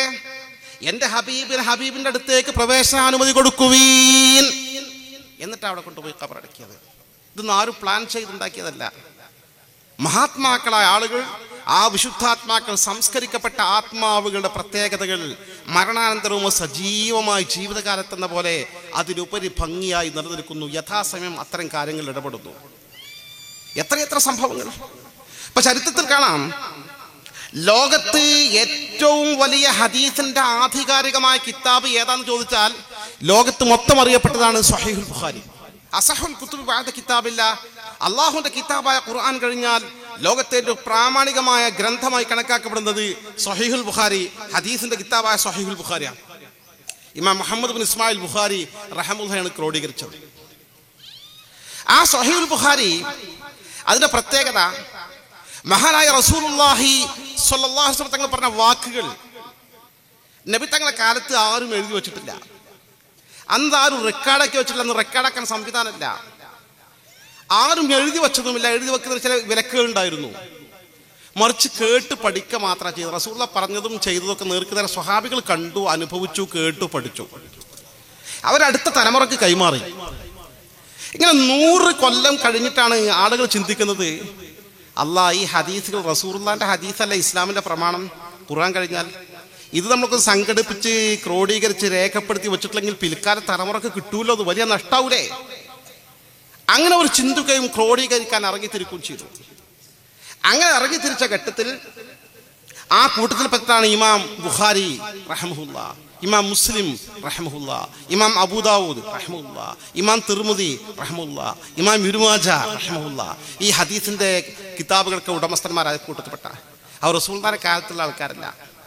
അപ്പൊ ഇമാം ബുഖാരി ചോദിക്കാണ്, ഒരാളെ കണ്ടിട്ട്, നമ്മുടെ അറബി കോളേജിന്റെ പ്രിൻസിപ്പൽ ഉസ്താദിനെ കണ്ടിട്ട് ചോദിക്കുകയാണ്, റസൂലുള്ളാഹി തങ്ങളുടെ ഹദീസുകൾ ഏതെങ്കിലും കിട്ടിയത് നിങ്ങളെ കൂട്ടത്തിൽ ഉണ്ടോ, കേട്ട് പോരുന്നുണ്ടോ ചോദിച്ചു.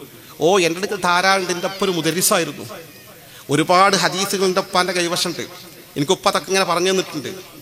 അപ്പം അദ്ദേഹം ക്രോഡീകരിക്കായി. അതൊക്കെ ഉപ്പാക്കാരാ പറഞ്ഞു കൊടുത്തത്? ഉപ്പാക്ക് സാലിം തന്നെ ഒരു ഷെയ്ഖാ പറഞ്ഞു കൊടുത്തത്. സാലിമിന് ആരാ പറഞ്ഞു കൊടുത്തത്? സാലിബിന് അബൂ ഹുറൈറ റളിയല്ലാഹു അൻഹു എന്ന സ്വഹാബി പറഞ്ഞു കൊടുത്തത്. അബൂ ഹുറൈറ എവിടുന്ന് ഈ ഹദീസ് കിട്ടിയത്? അത് റസൂലുള്ളാഹി പറയുന്നത് കേട്ടതാണ്. അപ്പം ആ ഓർഡറിൽ ഹദ്ദസന ഇന്നാള് ഹദീസ് പറഞ്ഞു ക്രോഡീകരിച്ച് കുറ്റമറ്റ രീതിയിൽ ഒക്കെ വിശ്വസ്തരാണെങ്കിൽ മാത്രം സെലക്ട് ചെയ്ത് ഒരു ഹദീസ് എഴുതി വെച്ചു. ഇങ്ങനെയാണ് ഹദീസുകൾ ക്രോഡീകരിക്കപ്പെട്ടത്. അങ്ങനെ ക്രോഡീകരിക്കപ്പെട്ട ഹദീസിന്റെ കിതാബുകളിൽ വളരെ കുറ്റമറ്റ സൂക്ഷ്മമായ നിയമങ്ങൾക്ക് വിധേയമായി ഒരാൾക്കും അതിൽ സംശയമില്ലാത്ത വിധമുള്ള ഹദീസ് മാത്രം സെലക്ട് ചെയ്ത കിതാബാണ് സ്വഹീഹുൽ ബുഖാരി. എന്നുവെച്ചാൽ റസൂലുള്ളാഹിന്റെ വചനങ്ങൾ ഖിയാമത്ത് നാൾ വരെ വരുന്ന ലോക സമൂഹത്തിന് കൈമാറി കിട്ടാൻ ആവശ്യമായ ചരിത്രത്തിൽ ഏറ്റവും പ്രധാന ദൗത്യമേറ്റെടുത്ത റസൂലുള്ളാഹിന്റെ സ്വന്തമാണ്. റസൂലുള്ളാഹിന്റെ സന്ദേശം പിൽക്കാലത്തേക്ക് മൊത്തം കൈമാറല്ലേ? ആ വലിയ ത്യാഗത്തിന് തയ്യാറായ മഹാനാണ് സയ്യിദുനാ മഹാനായ ഇമാം മുഹമ്മദ് ബിൻ ഇസ്മായിൽ ബുഖാരി റഹ്മത്തുള്ളാഹി. ഒരു ഹദീസൊക്കെ കിട്ടാൻ വേണ്ടി ഒരു ഹദീസ് അവിടെ ബാഗ്ദാദിലുണ്ട് എത്രയെന്ന് കേട്ടാൽ ഇവിടുന്ന് കപ്പൽ കയറി പോയി ബാഗ്ദാദിലെത്തി ആ ഹദീസ് കലക്ട് ചെയ്ത് തിരിച്ചു പോരുന്ന ത്യാഗം, അവർ ചരിത്രം കാണാം, വലിയ ത്യാഗമാണ് സഹിച്ചിട്ടുള്ളത്, മൊത്തം കലക്ട് ചെയ്തു. ആ ഇമാം ബുഖാരി റഹ്മഹുല്ല അദ്ദേഹത്തിന്റെ ഹദീസിന്റെ കിതാബിന്റെ വ്യാഖ്യാന ഗ്രന്ഥമായ ലോകത്തെ ഏറ്റവും പ്രശസ്തമായ ഷറഹാണ്, വ്യാഖ്യാനമാണ് ഫത്ഹുൽ ബാരി, ഹാഫിദ് ഇബ്നു ഹജർ അസ്ഖലാനി ക്രോഡീകരിച്ചത്. അതിന്റെ ആമുഖത്തിൽ പറയുന്നത് കുറ്റമറ്റ കാര്യങ്ങൾ മാത്രം പറയുന്ന കൂട്ടത്തിൽ ഇമാം ബുഖാരിയുടെ മഹത്വം വിശദീകരിക്കുന്ന കൂട്ടത്തിൽ രേഖപ്പെടുത്തി വെച്ചിട്ടുണ്ട്. മഹാനായ അബ്ദുൽ വാഹിദ് ബിനു ആദമു തവാവീസി റഹ്മഹുല്ല രേഖപ്പെടുത്തുന്നു. എന്താണ് അബ്ദുൽ വാഹിദ് ബിനു ആദമു തവാവീസി പറയുന്നത്? റഅയ്തു ഫിൻ നൗം അൻ-നബിയ്യ സ്വല്ലല്ലാഹു അലൈഹി വസല്ലം, ഞാൻ സ്വപ്നത്തിൽ ആദരവായ റസൂലുള്ളാഹി സ്വല്ലല്ലാഹു അലൈഹി വസല്ലം സ്വപ്നത്തിൽ കണ്ടു. എന്തിനാ ഈ സ്വപ്നം കണ്ടത് ഇവിടെ ഉദ്ധരിക്കുന്നത്? സ്വപ്നം ആരൊക്കെ എന്തൊക്കെ കാണാറുണ്ട് നമ്മൾ ചോദിച്ചേക്കും. സ്വപ്നം അങ്ങനെ തള്ളിക്കളയേണ്ടതല്ല. സ്വഹീഹായ ഹദീസ് റുഅ്യൽ മുഅ്മിൻ ഹഖ്ഉൻ, ഒരു യഥാർത്ഥ മുഅ്മിൻ കാണുന്ന സ്വപ്നം സത്യമാണെന്ന് ഷഫീഉനാ റസൂലുള്ളാഹി സ്വല്ലല്ലാഹു അലൈഹി വസല്ലം. പിന്നെ നമ്മൾ കാണുന്ന സ്വപ്നത്തിൽ സത്യമല്ലാത്തതില്ലേ? അത് നമ്മുടെ സ്വപ്നത്തിൽ ശൈത്താന് ഇടപെടാൻ സാധിക്കുന്ന വേറെ ഹദീസിലുണ്ട്. അപ്പൊ ശൈത്താന് കൃത്രിമ സ്വപ്നം ഉണ്ടാക്കി തരും, ഒറിജിനൽ അല്ലാത്ത. ഉദാഹരണം ഹദീസിൽ നേർക്ക് തന്നെ പറയുന്നുണ്ട്, നിങ്ങളൊരു ആകാശത്തേക്ക് നിങ്ങൾ ഉയർത്തും, നിങ്ങൾ തല കിട്ട് വെട്ടും, എന്നിട്ട് അടിയേക്ക് ഇടും എന്ന് താഴേക്ക് വീഴും. ദാലിക്കും ഷൈത്താനും എല്ലബിക്കും, അതായത് ഷൈത്താൻ നിങ്ങളെ കൊണ്ട് തമാശ കളിക്കണം. അപ്പൊ നമുക്ക് ഈ കാണുന്ന സ്വപ്നം അള്ളാഹു കാണിച്ചതാണോ പിശാച് കാണിച്ചതാണോ തിരിച്ചറിയാൻ സാധിക്കാത്ത ഒറ്റ പ്രശ്നമുള്ളൂ. അല്ലെങ്കിൽ യഥാർത്ഥ സ്വപ്നം സത്യം തന്നെ, സ്വപ്നം യഥാർത്ഥ. ഇപ്പോൾ പട്ടിക്കാട് ജാമിനൂരി അറബി കോളേജിൽ എൻ്റെ സുഹൃത്തുക്കൾ വേണ്ടി ഞങ്ങളൊക്കെ പഠിക്കുന്ന കാലഘട്ടത്തിൽ ഞങ്ങളെ റൂമിൽ ഞങ്ങൾ അനുഭവിച്ച കാര്യമുണ്ട്. ഞങ്ങളുടെ റൂമിൽ അന്ന് 6-7 കുട്ടികളൊക്കെ, ഞങ്ങളുടെ റൂമിൽ ഒരു 5-8 ആളുകൾ മാത്രമേ ഉണ്ടായിരുന്നത്. അന്ന് ടെലിഫോൺ ഇങ്ങനെ വ്യാപകമല്ലാതെ മാത്രമല്ല മൊബൈൽ ഫോണില്ല, ലാൻഡ് ഫോൺ എന്നൊരു ഫോണുള്ളത്. ആ ഫോൺ ഒരു പ്രദേശത്തേക്ക് മാത്രമേ കിട്ടുള്ളൂ, അപ്പുറത്തേക്ക് ട്രങ്ക് ബുക്ക് ചെയ്യാൻ അതൊന്നും കിട്ടൂല. അത് വലിയ സമ്പന്നരുടെ വീട്ടിലെ ഫോൺ ഉണ്ടാവുള്ളൂ. സാധാരണ ഒരു നാട്ടിൽ അവിടുത്തെ ഏറ്റവും വലിയ പണക്കാരൻ്റെ വീട്ടിലൊക്കെ ഒരു പഞ്ചായത്തിൽ ഫോണൊക്കെ ഉണ്ടാവുള്ളൂ, അങ്ങനത്തെ കാലഘട്ടം. ഞങ്ങളെ റൂമിൽ സുബഹി നിസ്കരിച്ച് വന്നിട്ട് പിന്നെ എല്ലാവരും ഫസ്റ്റ് പരിപാടി ഖുർആൻ ഓതുകയാണ്. ഖുർആൻ ഓതുന്ന കൂട്ടത്തിൽ ഞങ്ങൾ ഒരു സുഹൃത്ത് ഖുർആൻ ഇങ്ങനെ ഓതുന്നുണ്ട്, പക്ഷെ അയാൾ വളരെ മൂഡ് ഓഫാണ്, ആൾ വളരെ നിരാശനും ദുഃഖിതനാണ്, മുഖത്തേക്ക് നോക്കാൻ വയ്യ. എല്ലാവരും ഓത്ത് കഴിഞ്ഞു. ഒരു തമാശക്കാരുണ്ട്, കുറെ തമാശകൾ എന്താണ് ഇങ്ങനെ ഇരിക്കുന്നത്, അങ്ങോട്ടാണ് ഇങ്ങോട്ടാണ് പറഞ്ഞു. അപ്പോഴാൾക്കൊരു ഭാവവ്യത്യാസമല്ല, ആളാകെ ദുഃഖിതനാ. അവസാനം എല്ലാവരും ചെന്ന് ചോദിച്ചു, എന്താ പറ്റി, എന്തേ പ്രശ്നം എന്ന് ചോദിച്ചു. ആളൊന്നും പറയുന്നത് പിന്നെയും പറഞ്ഞു, എടാ ഞാൻ ഇന്നലെ വല്ലാത്തൊരു സ്വപ്നം കണ്ടു, എനിക്ക് ഭയങ്കര പ്രയാസമായി. എൻ്റെ ഉപ്പ മരിച്ചിങ്ങനെ കിടക്കുന്നുണ്ട് എൻ്റെ വീട്ടിൽ. എന്നിട്ട് നമ്മൾ സാധാരണ മരിച്ചാലുള്ള പോലെ ഒരു വെള്ള തുണിയൊക്കെ മൂടി ഇങ്ങനെ കിടക്കുക, ആൾക്കാർ ഇങ്ങനെ സന്ദർശിക്കാൻ വന്നിട്ട് ആളുകൾ ഇങ്ങനെ ദ്വാരക്ക തിരിച്ചു പോവുക. അവസാനം ഉപ്പാനെ കുളിപ്പിച്ചു, കഫൻ ചെയ്തു. ഞങ്ങൾ ജനാസ മക്ബറയ്ക്ക് കൊണ്ടുപോയി, നിസ്കാരം കഴിഞ്ഞ് കബറടക്കി തിരിച്ചു പോന്നു. ഇങ്ങനെ നീണ്ടൊരു സ്വപ്നം. എൻ്റെ ഉപ്പാക്ക് യാതൊരു അസുഖമില്ലായിരുന്നു, എനിക്ക് ഭയങ്കര ഒരു പ്രയാസം. വിവരം അറിയാൻ ചാൻസ് ഇല്ല. അടുത്താണ് ഒരു 10-25 കിലോമീറ്റർ ഉള്ള അയാളെ വീട്ടിലേക്ക്. പക്ഷെ അന്ന് യാത്രാ സൗകര്യം, ഈ ടെലിഫോൺ സംവിധാനം, വിവരം അന്വേഷിക്കാൻ ഒരു വഴിയില്ലല്ലോ. ഞങ്ങളുടെ സ്വപ്ന തമാശ, ഞങ്ങളൊന്നും ടെൻഷനായിരിക്കേണ്ട, തമാശ പറഞ്ഞിങ്ങനെ കൂട്ടി. പക്ഷെ തൊട്ട് പിറ്റേ ദിവസം വീട്ടിൽ നിന്ന് ആൾ തിരഞ്ഞു വന്നു, ഇദ്ദേഹത്തിൻ്റെ ഉപ്പ മരിച്ചിട്ടുണ്ട്, സംഭവം ഇങ്ങനെയാണ്, സീരിയസ് ആണ് പറഞ്ഞിട്ടാണ് കൂട്ടിക്കൊണ്ടുപോയത്, മരിച്ചിട്ടുണ്ട്. അപ്പോൾ ഈ സ്വപ്നം കണ്ടതിൻ്റെ പിറ്റേന്ന് മരിക്കുന്നത്. അപ്പോൾ മുഅ്മിൻ കാണുന്ന സ്വപ്നം സത്യ, ഹദീസിൽ പറഞ്ഞ സത്യ. ഹദീസ് പറഞ്ഞ റസൂലുള്ളാഹിന്റെ വാക്കല്ലേ, സ്വപ്നത്തിൽ വ്യാജല്ല. പക്ഷെ അതിൽ നിന്നൊക്കെ ഒഴിവാണ്. ഒരേ ഒരു കേസ്, സ്വപ്നം കണ്ടാൽ കൃത്രിമല്ല എന്ന് ഉറപ്പുള്ള ഒരേ ഒരു സ്വപ്നം ഏതുള്ളൂ, ഹബീബുനാ റസൂലുള്ളാഹി. റസൂലുള്ളാഹിന്റെ സ്വപ്നം കണ്ടാൽ സത്യം എന്ന് ഉറപ്പ്. കാരണം ഹദീസ് ബുഖാരിയ, മൻ റആനി ഫഖദ് റആനി ഫഇന്ന ശൈത്താന ലാ യതമസ്സലു ബി. എന്നെ സ്വപ്നത്തിൽ ആരെങ്കിലും കണ്ടാൽ എന്നെ തന്നെയാണ് കണ്ടത്, എൻ്റെ സ്വപ്നത്തിൽ പിശാചിന് ഇടപെടാൻ സാധ്യമല്ലെന്ന് അഷ്റഫുൽ ഖൽഖ് നബി മുത്ത് മുഹമ്മദ് മുസ്തഫ. ഈ കൂട്ടത്തിൽ ആര് റസൂലുള്ളാഹിന്റെ സ്വപ്നം കണ്ടെങ്കിൽ സത്യ.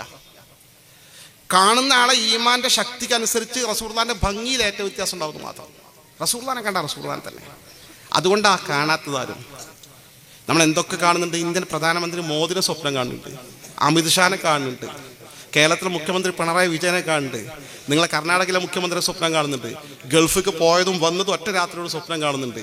പക്ഷെ റസൂലുള്ളാഹിനെ മാത്രം എന്തിനാ സ്വപ്നം കാണാത്തത്? വല്ലാത്ത നമ്മളൊക്കെ ഈമാൻ വർദ്ധിപ്പിക്കേണ്ട കാര്യമാണിത്. ഗൗരവ റസൂലുള്ളാഹിനെ കാണാൻ സത്യം റസൂലുള്ളാഹി തന്നെ. അതുകൊണ്ടാണ് റസൂലുള്ളാഹിയുടെ സ്വപ്നം കണ്ട് തെളിവായി ഉദ്ധരിക്കുന്നത്. അബ്ദുൽ വാഹിദ് ഇബ്നു ആദം തവാബിസി റളിയല്ലാഹു അൻഹു പറയുകയാണ്, റഅയ്തു നബിയ്യ സ്വല്ലല്ലാഹു അലൈഹി വസല്ലം ഫിൽ നൗം, ഞാൻ എൻ്റെ ഹബീബായ റസൂലുള്ളാഹി തങ്ങളെ സ്വപ്നത്തിൽ കണ്ടു. എൻ്റെ പ്രിയപ്പെട്ടവരെ, റസൂലുള്ളാഹിനെ കണ്ട സ്വപ്നം സത്യമാണ് എന്ന് പറയുമ്പോൾ ഞാൻ എൻ്റെ അനുഭവത്തിൽ ഞാൻ മനസ്സിലാക്കിയ ഒരു കാര്യം ഞാൻ പറയാം. ഞാൻ നേരിട്ടറിയുന്നൊരു സഹോദരി, ദലായിലുൽ ഖൈറാത്ത് എന്ന റസൂലുള്ളാഹിന്റെ സ്വലാത്ത് കൃത്യമായി ചെല്ലുന്ന സഹോദരിയാണ്. നമ്മൾ ഉമ്മമാരും സഹോദരന്മാരും ഒക്കെ ജീവിതത്തിൽ ശ്രദ്ധിക്കാവുന്ന പ്രധാനപ്പെട്ട കാര്യമാണ്. മശായിഖ്മാരോട് ബന്ധപ്പെടുന്ന ആളുകൾക്ക് അതിൻ്റെ ദിക്റും അതിൻ്റെ വഴിക്കുള്ള സ്വലാത്തുകൾ ഉണ്ടാവും. ഇനി അതൊന്നുമില്ലെങ്കിൽ ഏതെങ്കിലും ഒരു സ്വലാത്ത് കൃത്യമായി പതിവാക്കിയാൽ പോലും ഹബീബായ റസൂലുള്ളാഹി സ്വല്ലല്ലാഹു അലൈഹി വസല്ലം ഒരു നോട്ട് നമ്മളിലേക്ക് ഉണ്ടാവും. പ്രതിസന്ധി ഘട്ടത്തിൽ റസൂൽ നമ്മുടെ കൂടെ ഉണ്ടാവും. അതിൻ്റെ ഒരു തുടർച്ചയാണ് മശായിഖ്മാരുടെ പിൻബലം. ഈ സഹോദരി പതിവായി ദലായിലുൽ ഖൈറാത്ത് എന്ന സ്വലാത്തിൻ്റെ ഏട് ഓരോ ദിവസത്തേക്ക് ഒരാഴ്ചക്കുള്ള സ്വലാത്താണത്. വെള്ളിയാഴ്ച എന്നത്, ശനിയാഴ്ച എന്നത്, ഇങ്ങനെ ഓർഡറിൽ പോകുന്ന സ്വലാത്ത്. അവസാനം ദുആ, ആഴ്ച കഴിഞ്ഞാൽ വീണ്ടും പുനരാവർത്തിക്കാൻ സ്വലാത്താണ്. ഈ സഹോദരൻ്റെ ദലായിലുൽ ഖൈറാത്തിൻ്റെ ഏട് കയ്യിൽ വെക്കുന്ന ലഘുകൃതി നഷ്ടപ്പെട്ടത് പെട്ടെന്ന് ഇങ്ങനെ കാണാതെ ബൈഹാർട്ടാവില്ല, കുറച്ച് അധികമുള്ള സ്വലാത്ത് ദലായിലുൽ ഖൈറാത്ത്. ആ സഹോദരി വീട്ടുകാരോടൊക്കെ ചോദിച്ചു, ആരും കണ്ടിട്ടില്ല സ്ഥിരമായി ഓതുന്ന ദലായിലുൽ ഖൈറാത്തിൻ്റെ ഏട്. അവസാനം ഏറെ നിരാശയായി, കിട്ടാതെ അന്ന് സ്വലാത്ത് ചെല്ലാൻ കഴിയാതെ അന്നത്തെ രാത്രി കഴിഞ്ഞു. പിറ്റേന്ന് കാലത്ത് ആ സഹോദരി അവരുടെ ഭർത്താവിനോട് പറഞ്ഞു, നിങ്ങൾ എൻ്റെ ദലായിലുൽ ഖൈറാത്ത് അവിടെ നിന്നുണ്ടോ നോക്കി നിന്നു. അദ്ദേഹത്തിൻ്റെ ഓഫീസ് റൂമിലേക്ക് കൂട്ടിക്കൊണ്ടുവന്നിട്ട് ഈ റാക്ക് ഉണ്ടാക്കുമല്ലോ വീട്ടിന്, ആ റാക്കിൽ പഴയ സാധനങ്ങളൊക്കെ വെക്കുക. അപ്പോൾ ഇയാളെ പഴയ പുസ്തകങ്ങൾ, വാരികൾ, മാസികളൊക്കെ അടുക്കി വെക്കുന്ന മാറാനൊക്കെ ഉള്ള പിടിച്ചൊരു സ്ഥലം അവിടെ നോക്കാൻ പറഞ്ഞു. ആ അട്ടിയിൽ നോക്കാൻ പറഞ്ഞു. അപ്പോൾ ഇയാൾ അവരോട് പറഞ്ഞു, സഹോദരി, നിൻ്റെ ദലായിലുൽ ഖൈറാത്ത് എങ്ങനെ അവിടെ ഉണ്ടാകുന്നത്? അത് നീ ദിവസേന ഉപയോഗിക്കുന്നില്ല. അവിടെ ഒഴിവാക്കിയ പുസ്തകങ്ങളും സാധനങ്ങളൊക്കെ വെക്കുന്ന പഴയ സ്ഥലമല്ലേ, അത് അവിടെ എങ്ങനെ ഉണ്ടാകുന്നു ചോദിക്കും. എന്നാലും നിങ്ങൾ നോക്കി തന്നു. ലാസ്റ്റ് അത് നിർബന്ധിച്ചപ്പോൾ ഒരു സ്റ്റൂൾ വെച്ചിട്ട് അത് കയറിയിട്ട് ആ പറഞ്ഞ സ്ഥലത്ത് ആ പുസ്തകത്തിൻ്റെ അട്ടിയിൽ നിന്ന് ഒരു ചെറിയ 3-4 പുസ്തകം എടുത്തിട്ട് ഇങ്ങനെ നോക്കുമ്പോൾ കയ്യോടെ ഫസ്റ്റ് കിട്ടിയ ദലായിലുൽ ഖൈറാത്ത്. സുബ്ഹാനല്ലാഹ്. ഇയാളിങ്ങനെ നിന്ന് ചിരിക്കാൻ തുടങ്ങി. ആ സഹോദരന്റെ മുഖത്തൊരു മ്ലാനതയും. അദ്ദേഹം ചോദിച്ചു, എങ്ങനെയാണ് നിനക്ക് ഈ ഏട് ഇവിടെ ഉണ്ട് എന്നുള്ള സൂചന കിട്ടിയത്? ആദ്യമൊന്നും പറഞ്ഞില്ല. പിന്നെ ആ സഹോദരി പറഞ്ഞു, ഞാൻ ഇന്നലത്തെ രാത്രിയിൽ ഹബീബായ റസൂലുള്ളാഹി സ്വല്ലല്ലാഹു അലൈഹി വസല്ലം സ്വപ്നം കണ്ടു. നിന്റെ ദലായിലുൽ ഖൈറാത്ത് അവിടെ ഉണ്ട്, നോക്കൂ. എൻ്റെ പ്രിയപ്പെട്ടവരെ, മഹാത്മാക്കളായ ആളുകളുടെ ആ ഒരു സാന്നിധ്യം, പ്രത്യേകിച്ച് ഹബീബായ റസൂലുള്ളാഹി സ്വല്ലല്ലാഹു അലൈഹി വസല്ലം തങ്ങളെ കാണുന്ന സ്വപ്നം സത്യമാണ്, യാതൊരു സംശയവും വേണ്ട. അബ്ദുൽ വാഹിദ് ഇബ്നു ആദം തവാബിസി റളിയല്ലാഹു അൻഹു പറയുകയാണ്, റഅയ്തു നബിയ്യ സ്വല്ലല്ലാഹു അലൈഹി വസല്ലം ഫിൻ നൗം, ഞാൻ റസൂലുള്ളാഹിനെ സ്വപ്നത്തിൽ കണ്ടു. വഹു വാഖിഫു ഫീ തല്ലിൻ, ഒരു ചെറിയ കുന്നിൽ റസൂൽ അങ്ങനെ നല്ല ഡ്രസ്സ് മാറ്റി ഇങ്ങനെ നിൽക്കുകയാണ്. തങ്ങൾ ഇങ്ങനെ നിൽക്കുക. മഅഹു ജമാഅത്തു മിന സഹാബ, തങ്ങൾ ഒറ്റക്കല്ല, ഒരു സംഘം സഹാബികളും തങ്ങളെ ചുറ്റുമുണ്ട്. ഒരു സംഘം അവരിങ്ങനെ കാത്തു നിൽക്കുക. അപ്പോൾ മഹാനായ അബ്ദുൽ വാഹിദ് ഇബ്നു ആദം തവാബിസി പറയാണ്, ഞാൻ നേരെ തങ്ങളെ മുന്നിലെത്തിയിട്ട് പതുക്കെ ചെന്നിട്ട് വിനയാന്വിതനായി സല്ലംതു അലൈഹി, തങ്ങൾക്ക് ഞാൻ സലാം ചൊല്ലി. വറദ്ദ അലൈഹിസ്സലാം, തങ്ങൾ സലാം അടക്കി. ഞാൻ എല്ലാം ചോദിച്ചു, മാ വഖൂഫുക ഹുനാ യാ റസൂലല്ലാഹ്, അല്ലാഹുവിൻ്റെ റസൂലേ, എന്ത് ഞങ്ങളിങ്ങനെ അവിടെ നിൽക്കുന്നത്, എന്താണ് വിശേഷിച്ചത്? തങ്ങൾ പറഞ്ഞു, അന്തദുറു മുഹമ്മദ് ഇബ്നു ഇസ്മായിൽ ബുഖാരി, ഞാൻ ഇമാം ബുഖാരി തങ്ങളെ കാത്തു നിൽക്കുകയാണ്. സുബ്ഹാനല്ലാഹ്. ആ സ്വപ്നം അവസാനിച്ചു. ദിവസങ്ങൾ കഴിഞ്ഞു. ഇന്നത്തെ പോലെ വാർത്താവിനിമയ ബന്ധങ്ങളില്ലാത്ത കാലഘട്ടമാണ് ആ കാലഘട്ടം. അബ്ദുൽ വാഹിദ് ഇബ്നു ആദം തവാബിസി റഹ്മഹുല്ലാഹ് പറയുകയാണ്, ഫബലഗനി ബഅദ ബിലാത്തി അയ്യാം, കുറച്ച് ദിവസങ്ങൾ കഴിഞ്ഞ ശേഷം എനിക്ക് വാർത്ത കിട്ടി, മൗത്തുഹു, ഇമാം ബുഖാരി തങ്ങൾ മരിച്ചിട്ടുണ്ട് എന്ന്. ഒന്നുകൂടി ദിവസങ്ങൾ കഴിഞ്ഞപ്പോൾ ഞാൻ റസൂലുള്ളാഹി തങ്ങളെ സ്വപ്നം കണ്ട ആ രാത്രി, ആ സമയത്താണ് ഇമാം ബുഖാരി തങ്ങൾ വഫാത്തായെന്ന് കൃത്യമായ വിവരം എനിക്ക് കിട്ടി. നോക്ക് നിങ്ങൾ, മഹാനായ നബിയുനാ റസൂലുള്ളാഹി സ്വല്ലല്ലാഹു അലൈഹി വസല്ലം തങ്ങൾ ഇമാം ബുഖാരി തങ്ങളെ മരണം തിരിച്ചറിയുന്നു. ഇതാ മരിക്കാൻ പോവുകയാണ്. അർവാഹ് റൂഹിദ പുതിയ ലോകത്തേക്ക് കടന്നു വരികയാണ്. എൻ്റെ സന്ദേശം, എൻ്റെ വചനങ്ങൾ, എൻ്റെ ആശയങ്ങൾ ലോകത്തിന് കുറ്റമറ്റങ്ങൾ സമർപ്പിക്കാൻ ഏറ്റവും വലിയ ത്യാഗം ചെയ്ത, എനിക്ക് ഏറ്റവും കടപ്പാടുള്ള എൻ്റെ പ്രിയങ്കരനായ ഇമാം ബുഖാരി തങ്ങൾ മരിച്ച് ആ റൂഹി പുതിയ ലോകത്തേക്ക് കടന്നു വരുമ്പോൾ അങ്ങനെ തനിച്ചു വന്നാൽ പോരാ, മലക്കുകൾ മാത്രം പോരാ, അദ്ദേഹത്തിന് രാജോചിതമായ സ്വീകരണം നൽകണം. ഞാൻ പോയാൽ പോരാ, ഒരു സംഘം സ്വഹാബത്ത് വേണമെന്ന് സംഘം സഹാബത്തിനെയും കൂട്ടിക്കൊണ്ട് അതിൻ്റെ റൂഹിനെ രാജോചിതമായി സ്വീകരിച്ചു കൊണ്ടുപോകുന്നു നബിയുനാ റസൂലുള്ളാഹി. എന്താണ് സംഭവം നോക്ക് നിങ്ങൾ. ഈ ഭൗതിക ലോകത്ത് നടക്കുന്ന കാര്യങ്ങൾ പോലും ആത്മീയ ലോകത്ത് തിരിച്ചറിഞ്ഞുകൊണ്ടിരിക്കുന്നു, മനസ്സിലാക്കിക്കൊണ്ടിരിക്കുന്നു. ഇങ്ങനൊരു ലോകം സത്യത്തിൽ മനുഷ്യന്റെ ആത്മാവ് സംസ്കരിക്കപ്പെട്ട ആത്മാവാണെങ്കിൽ അതൊരു വല്ലാത്ത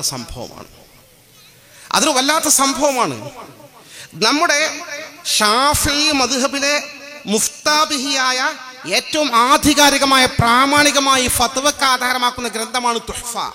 ഇബ്നു ഹജറുൽ ഹൈതമി റഹ്മത്തുള്ളാഹിയുടെ തുഹ്ഫ. ആ തുഹ്ഫയിൽ അതിന്റെ വ്യാഖ്യാനമുണ്ട് ഷെർവാനിയിൽ 3-ാം വാല്യം 200-ാം പേജിൽ പറയുന്നുണ്ട്, സിയാറത്തിനെ കുറിച്ച് പറയുന്നുണ്ട്. സാധാരണ മുഅ്മിനീങ്ങളെ ഖബർ സിയാറത്ത് ചെയ്യൽ ഫതുസന്നു ലികുല്ലി മുസ്ലിം, ഏത് മുസ്ലിമിനും അവരെ ഖബർ പോയി സിയാറത്ത് ചെയ്യുക. സിയാറത്ത് സുന്നത്താ, നല്ല കാര്യം സിയാറത്ത്. നമുക്ക് ആരെ ഖബറും പോയി സിയാറത്ത് ചെയ്യാം.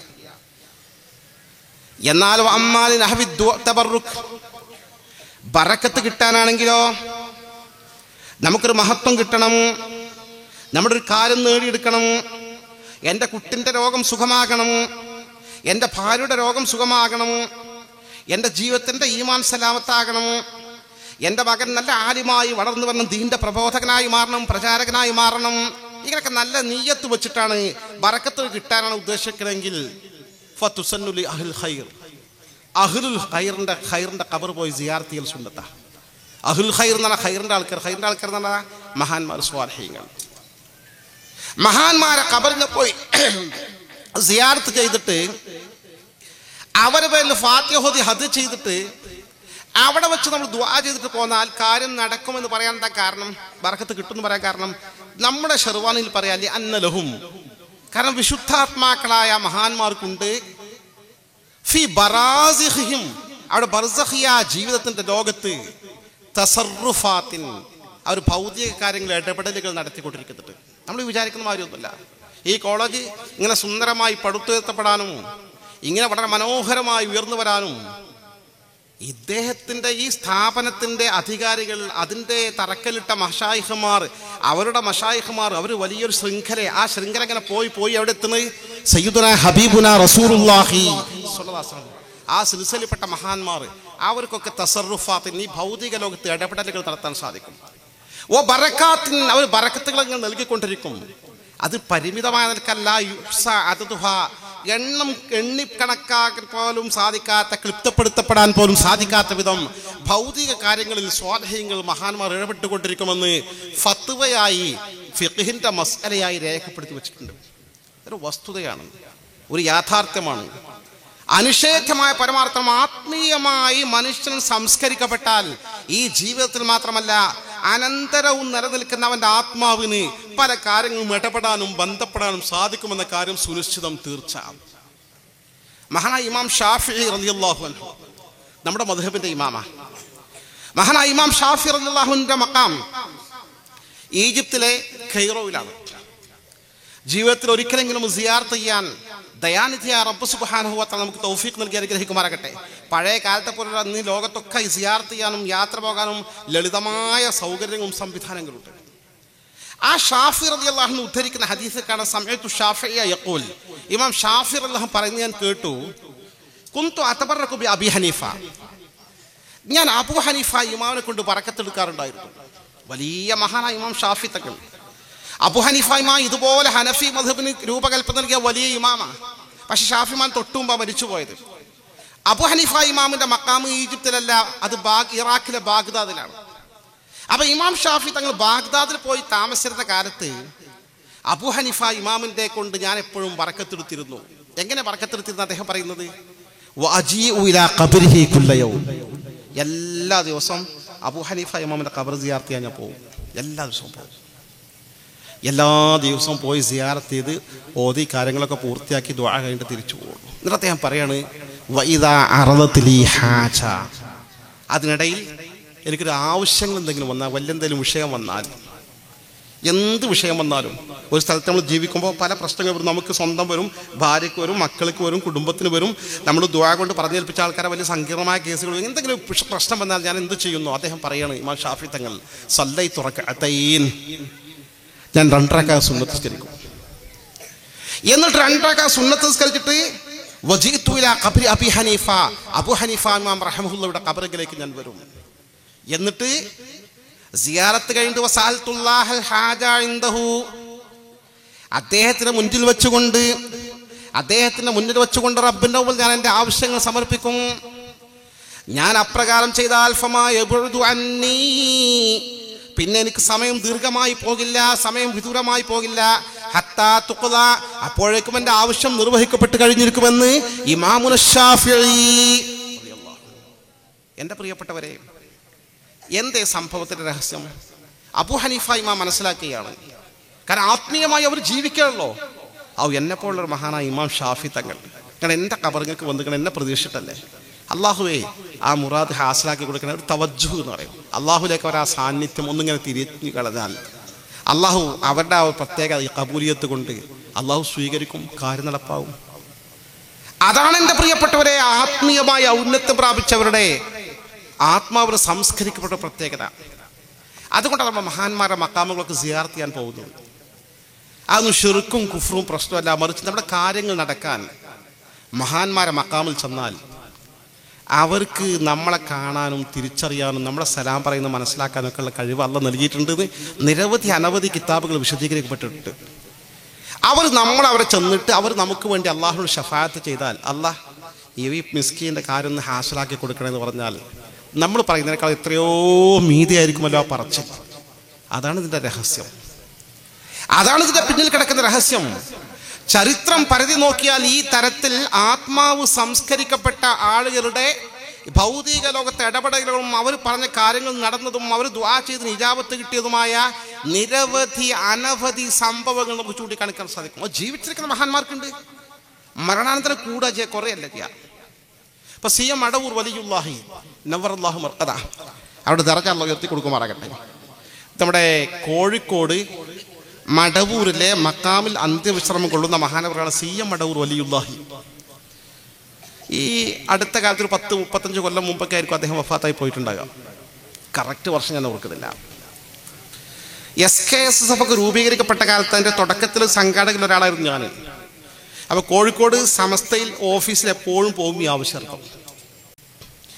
എൻ്റെ സ്വന്തം നാട്ടിലെ ഒരു നല്ല പണ്ഡിതൻ, അദ്ദേഹം ഇന്നും ജീവിച്ചിരിക്കുന്നുണ്ട്, വയസ്സ് കുറേ ആയി, നല്ല മുദരിസായി, ഒരുപാട് ശിഷ്യന്മാരൊക്കെ ഉള്ള പണ്ഡിതനാണ്.